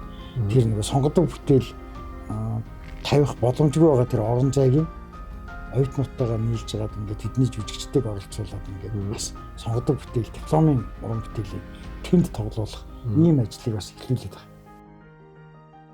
Хөдөө орон нутгийн маань уран бүтээлчд бол ёстой нөгөө бор зүрхээрээ мөнчгөрөөрөө гэдэг шиг өөрсдөө нөө ажилдаа хайртай сэтгэл зүрхээрээ л одоо тэр чинь төрөг үйлчлэгээндээ байгуулга гэдэг зэрчмаар явж байгаа. Цалин үйлс ямар үлээ те. Одоо нэг онгорхой цоргоогоо нөхөөл гэдэг шиг л явж байгаа уран бүтээлчд маань. Тэгээд төр миний харж байгаагаар энэ хөдөө орон нутгийн театруудыг зүгээр бэлтгэлийн чанартай байлгаад байгаа байхгүй. Зүгээр байх хэрэгтэй гэдэг нэг хідэн дөрөг яадаг юм уу. Тэнгүүт нөгөө сум болгонд соёлын төмөө бариад ч байх шиг. Нэг ингээд яг үндсэн тэр боловсон хүчнүүдийг тэр уран бүтээлчтэйгээ харахгүй тэдний аж ахуй амьдрал боловсрал те асаж хөгжих юм дээрээс харахгүй байна л да. Миний харж байгаагаар бидний нөгөө нэг муу хэлээд байдаг хуучин социализмын үед бол төрөөс бодлогоор бол нэг айгүй олон янзаар ингэж авч үзэж тэгээд тэрийг хөгжүүлж исэн юм бэл. Тэгэхээр юмыг бол бас одоо ингээд авахын авч хаяхын хайж явах хэрэгтэй. Тэндээс бол авах юм айгүй их байдаг. Яг тэгвэл тэд нар яаж шийддэг гэсэн гэхээр ер нь бол тухайн орон нутгийн театрын хүн тийм ээ тухайн орон нутгаас л гарна шүү дээ. Ер нь бол. Тэгэхээр тэр тухайн орон нутагт нь байгаа тэр одоо урлагч сонирхолтой залуучуудыг авч мэрэгшүүлж мэрэгжлийн болгох тал дээр бол улсаас зориудын бодлого явуулж тэр театр дээр нь бол одоо тэр янз бүрийн дугуйлан секцүүд ажиллавал тэр секцүүдээрээс ирээдүйтэй залуучуудыг соёлын яамны дэргэд бол одоо мэрэгжил дэвшлүүлэх курсүүд ажиллуулж тэгээд тэр мэрэгжил дэвшлүүлэх курсээс бас ахаад одоо гарч ирсэн тэр одоо залуучуудыг эргүүлээд одоо бүр гадаадд яг тэр мэрэгжлэр нэлээд сургууль явуулж найруулагчаар буюу удирдах тэргүүлэх уран бүтээлч удирдлагын багаар хангах ч гэдэг. Энэ асуудлуудыг бол яг ингэ дистаралтай бүр явуулдаг байсан. Одоо бол ерөөсөө тийм байна. Тэр нэг бэлгэдлийн одоо зүгээр ингээл яг төгсөөд ямар байсан яг тэр чигээр очиод ингэ байж байгаа л одоо тэгэл ерөөсөө нэг архитектчүүд дэвшдэгч иймэрхүү байдалтай байгаа. Тэгэхээр яг хөө гэхээр энийг бол ерөөсөө дахиад хэлгээд яг ялгаагүй төр засгаас л асар ийм бодлогын төвшөнд л одоо хөгжүүлж авч явах ийм асуудал байгаамаа. Тэгээ энэ дээр бол одоо орон нутгийн театрын одоо асуудлаар энэ уран сангийн хөгжүүлэх орон нутагт байгаа театрын хөгжлийн асуудлаар бол маш их зүйлийг л одоо ярьдаг. Гэхдээ энэ яам энэ одоо нөгөө мэрэгжлийн урлагийн одоо байгууллагуудыг авч явах энэ одоо төрийн бодлогын хэмжээнд бол одоо тэр бүсчлэлийг нь одоо олон янзын аргажил яваад байгаа. Гэхдээ одоо ингээд бүсчлээд одоо явуулж байгаа тэр одоо нэг юм уран бүтээлийн нэг юм уулзалт тоглолт ч гэнэ. Энэ бол яг ингээ харахаар үр дүнгийг харахаар бол энэ бас л зүгээр л нэг юм арга цасан л зүйл байгаа байхгүй. Тэгэхээр ерөөсөө энэ орон нутагт энэ театрын асуудлыг бол маш юм одоо бодлогоор баримтлах тэр орон нутагт нь одоо энэ мэрэгжлийн уран бүтээлчдийг одоо бүр ингээ баг багаар нь авчиж бүр амьдрах нөхцөл болцоо тий цалингийн асуудал тэр орон байрны нийгмийн асуудал энэ бүгдийг бүр ахиж л одоо өстой нэг хувьслал маягаар хийхгүй эргэж хармаар байна тий харахгүй л эсвэл бүр хаюул хайсан шиг яад бүр хөвчлөх хэрэгтэй юм уу одоо тэгдэг юм уу мэдэхгүй одоо ийм л байдалтай нэг тийм дүр зураг л харагдаад байгаа.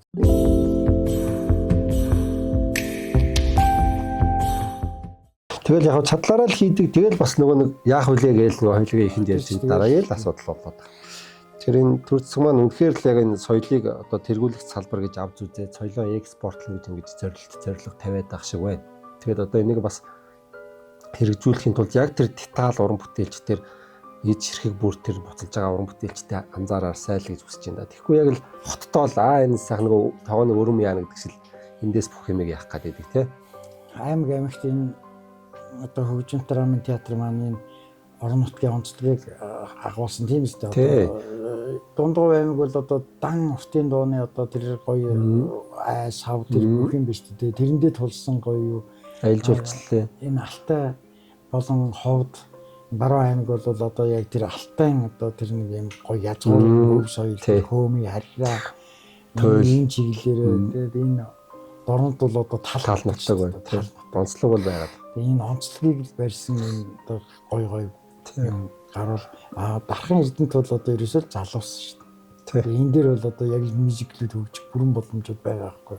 Магадгүй одоо жишээ нь тэр орон нутгийн театруудыг аврах нэг юм бараг л аялал жуулчлал болох гэдэг юм уу да. Тэгээ аялал жуулчлалын брэнд нь өөрөө түрүүний миний хэлдэг одоо баруунд Европт бол ингээд энэ гоё үндэсний хэлбэрийн одоо мюзиклүүдийг айгүй гоё. Тэгээд дэлхийн сонгодгийн хүртэл яг тийм хэмжээнд ингээд мюзикл болгоод тоглож. Айгүй пик дүүрэн үзнэ. Ер нь бол ирээл дандаа тэгж одоо такс тэр юуг нь хөдөлтөд авд юм лээ би хэлдэг. Зөв. За ерөөхдөө би нэг юм асууя гэж ядчихсан. Нөгөө одоо чинь та болохоор мэдээ ийм хөгжмөлөг тал руугаа болохоор мэдээ өөдрөг үзэлттэй ч юм уу. Эсвэл юмыг сайхан гэгээлгээр хардаг ч юм уу нэг тийм надад санагдчихээн л та. Тэгээд ер нь уран бүтээлчийн эмзэглэл одоо энэ нийгмийн болж чадахгүй байгаа ч юм уу энэ дээр ер нь та юу гэж бодож байна? Ер нь яаж тусах байдаг уран бүтээлч хүнд хэр шаналл байдаг шүү дээ. Тэгээ энэ шанал нь уран бүтээл дээрээ тусахаараа яадгийг готронг байхаар тэр уран бүтээлчээс готронг муу уран бүтээл гарах юм уу эсвэл үнэхээр сайн гарах юм уу? Тэгээ ерөнхийдөө бол би одоо энэ бүтээл дээрээ энэ эмзэглэл нийгмийн болж байгаа болохгүй байгаа юмыг бол гаргах талаас бол ямар ч тайруулагч бол яг л тэр дүгэл байдаг баг. Тэгэхээр би миний хувьд бол яг одоо энэ одоо Лирван гэдэг одоо Шекспирийн Лирван жүжигийг энэ оюутнуудын диплом ажил болгож хийж байна л та. Гэхдээ бол энийг бол тэр алс тэртех одоо тэр үе тэр цаг үеийнх нь мөн одоо уламжлалт одоо тэр олон орнуудад одоо олон жилийн хугацаанд хийснээс бол араа нэг өөр одоо энэ цаг үе дээр ингээд бодоход тийм ээ энэ одоо дарангуйлал тэр одоо үннийг худал болгоод худлыг одоо үнэн мэтгүүлдэг энэ одоо энэ төрийн механизм хайрцаглаад ингээд төрийн механизм гэж байхтар юм байна шүү. Тэгээ энэ бол одоо яг энэ Лиронгийн одоо бүр гонигт түүх энэ эмгэнэл энэ бол одоо миний дараагийн Лироныг хийх хөрс бий болгож байгаа байхгүй. Энэ эмзэглэл сэтэл нь яг л ингэж гараад байна шүү дээ. Энэ яагаад хүний үг сонсохгүй байгаа?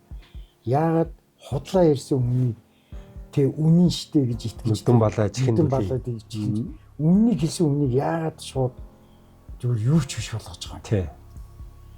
Энэ өөрөө хамгийн амар. Тэгээд өөрөө эцэст нь яаж юм гэхээр уласчгүй, гүрэнчгүй, юучгүй болж байна. Гойлгочин болж байна. Үннийг олоод харсан хүний хоёр нүдээ цоглоод ухаад авчиж байна. Лирван дээр. Тийм ээ. Энийг бид нэр тэртээ алсад олон зуун жилийн өмнөх тэрвэр гэхээс илүү өнөөгийн энэ нийгэмдэр найруулагчийн дээр харж хийхэд бол ийм одоо зүйл харагдаж хийж. За тэгээ энийг бол орчин үеийн театрын элементтэй бас болох юм. Физикал хэлбэрээр илүү их тийм төхөмтэй болох юм байна. Гэж ингэж барьж авч бас хийж байгаа. За тэгээд бид хоёр бас нэлээд ярьлаа. Нэг асуултууд ч ирэн боллоо доо. Тэнтэй хүрэлцэн ирсэнд баярлалаа. Өөр танд одоо хэлэх ярих юм гайгүй байна. За одоо тэгээд цаг ярилцлага боллоо. Тэгээд нөгөө нэг нөгөө юу лээ шаваагаа хамтлан ярина. Тий ярьлаа ярьлаа. Хөл хавил юм хамааш. Зарим хүмүүсийн дормог үргэлж зарим хүмүүст нь тэгээд сонирхол. За тэгээд үеийн ажилд бас амжилт хүсье. За стах баярлалаа. Тэгээд энэ одоо ер нь угаасаа л нөгөө ялцчгүй ярих гэдэг юм. Хүндэл их байна, нийгэм стресс их байна. Одоо энэ хэдэн жил үргэлжлэх юм байгаа бүү мэт одоо 50 гэдэг шиг. Яг л ийм үед одоо жишээ нь тэр нийгэмд урлаг соёлын нөлөө гэдэг чинь ямар чухал үлээ те. Хүний сэтгэлийг өргөх, гэгээтэй сайн сайхан ирээдүйд тэр тэмүүлүүлэх тэр зоригийг идэвхжүүлж өгөх те. Тэгэхээр энд бол яг энэ мюзикл энэ төрөл бол их гоё байгаа. Тэр тухайн хүний тэр 2-3 цагт тэр мюзиклийг үзээд ямар сэтгэл өндөр яаж гарах вэ гэдэг. Тэр таны одоо энэ сайхан одоо нийгэмд нөлөөлөх гэж байгаа ирээдүйн ажилд нь танд маш их амжилт хүсье. Тэгэхээр ерөнхийдөө бол яг мюзиклийн хувьд бол эхэлж хөгжүүлээд цаашаа явах дандаа шин сургууль юм яаж байгаа учраас хамгийн түрүүнд бол бахархал, омгшлыг байна. Тэрнээс нийгмийн доторх саяын лир он шиг тэр имзэглэлийг драмын жүжигээрээ гаргах ч гэдэг юм уу тийм хэлбэрээр явах бах. Тэр болоод мюзиклээрээ бол одоо гэгээлэг ертөнцийн урайлан дуудаж ажиллах юм байгаа шүү. За баярлалаа. За амжилт. За та бүхэндээ үргэлжлүүлэн Цэвдэржийн Батнайрамдал найруулагчийн намтар уран бүтээлийг товч хүргье. Батнайрамдал найруулагч нь 1968 онд Төв аймгийн Баян Дэлгэр суманд төрсэн Монгол улсын соёлын тэргүүний ажилтан багш найруулагч байна. За тэрээр 1988 онд сургуулаа төгсч Төв аймгийн Монгол Туурхтан театрын дагалдан жүжигчнэр ажлын гараагаа эхэлсэн байна. 1990 онд соёл урлагийн их сургуулийн кино драмын ангийг төгссөн. 1994-өөс 1996 онд Төв аймгийн хөгжимт драмын театрын ерөнхий найруулагч, Төв аймгийнхаа драмын театрт ерөнхий найруулагчаар ажиллаж, Лодо Дамбын Хуграагүй ноён руу шийтрийн Туулсан зам жүжигчдийг найруулж ажлын гараагаа эхэлсэн байна. 1996-аас 2002 онд Дархан хотын Залуучууд театрын ерөнхий найруулагчаар ажилласан байна. Мөн 2008-аас 2012 онд Сити их сургуулийн жүжигчний уран чадрын багш техникийн эрхлэгчээр ажилласан байна. 2012 оноос Суйсын театрын урлагийн сургуулийн уран чадрын багш уран сайхны удирдагчаар ажилласан байна. 2014-өөс 2018 хүртэл 4 жил дараалан үндэсний их баяр наадмыг хүрээнд болдог Хүйд улаан удын соёлын наадмыг 4 жил дараалан найруулсан байна. Мөн 2014 онд Манекен драмын жүжиг найруулан тавьсан байна. 2019 онд Монгол улсын ерөнхийлөгчийн эвэл дор Холливуд Монголд төслийн ерөнхий найруулагч, 2019 онд Монгол улсын засгийн газрын захиралгаар Леженд төслийн ерөнхий найруулагч, мөн Монгол төрийн их баяр наадмын хүндэтгэлийн концертын найруулагч 2018 онд 2018 онд мөн Монгол төрийн үндэсний их баяр наадмын хүндэтгэлийн концертын найруулагч, Булган аймаг үүсэн байгуулагдсан түүх 80 жилийн нээлтийн найруулагч, Монгол улсад төмөр замын байгууллага үүсгэжсэний түүх 70 жилийн нээлтийн харамтны найруулагчаар 2019 онд ажилласан байна. За тэрээр мөн нийслэл хот үүсгэн байгуулагдсан 375 жилийн талбай найруулагч, нийслэлийн хүүхдийн баярын ерөнхий найруулагч, нийслэлийн мөнгөн шин 2019 ерөнхий найруулагч, за хотын голомж миний нутаг голомжны баярын ерөнхий найруулагчаар 2013-аас 2018 онд хүртэл ажилласан байна. Нийслэлийн боловсролын газар үүсгэн байгуулагдсны 80 жилийн ойрын хүндэтгэлийн концертын ерөнхий найруулагч, Монгол улсад мэргэжлийн театр үүсч хөгжсөний 85 жилийн ойр хүндэтгэлийн тоглолтын найруулагч, Монгол улсад дээд мэргэжилтэй театрын мэргэжилтийг бэлтгэж эхэлсний 60 жилийн ойр баярын ерөнхий найруулагч, ардын өвсглийн 101 жилийн ойр баяр наадмын найруулагч, Төв аймгийн 100 жилийн ойр наадмын ерөнхий найруулагч, Төв аймгийн Баян Дэлгэр сумын 90 жилийн ойр баяр наадмын ерөнхий найруулагч. За тэрээр 1994 оноос одоо хүртэл өөрийн хов уран бүтээлээс гадна улсын чанартай 100 гаруй уран бүтээлийн ерөнхий найруулагчаар ажиллажээ. Тэрээр 2024 оны үндэсний их баяр наадмын ерөнхий найруулагчаар тус ажилласан байна. За ингээд Батнайрамдал найруулагчдаа цаашдын уран бүтээлд нь өндөр их амжилт хүсье. За Монгол улсад мюзикл хэмээх жанрыг хөгжүүлэхийн төлөө өөрийнхөө ажил хөдөлмөрийг зориулж байгаад найруулагчдаа баярлалаа.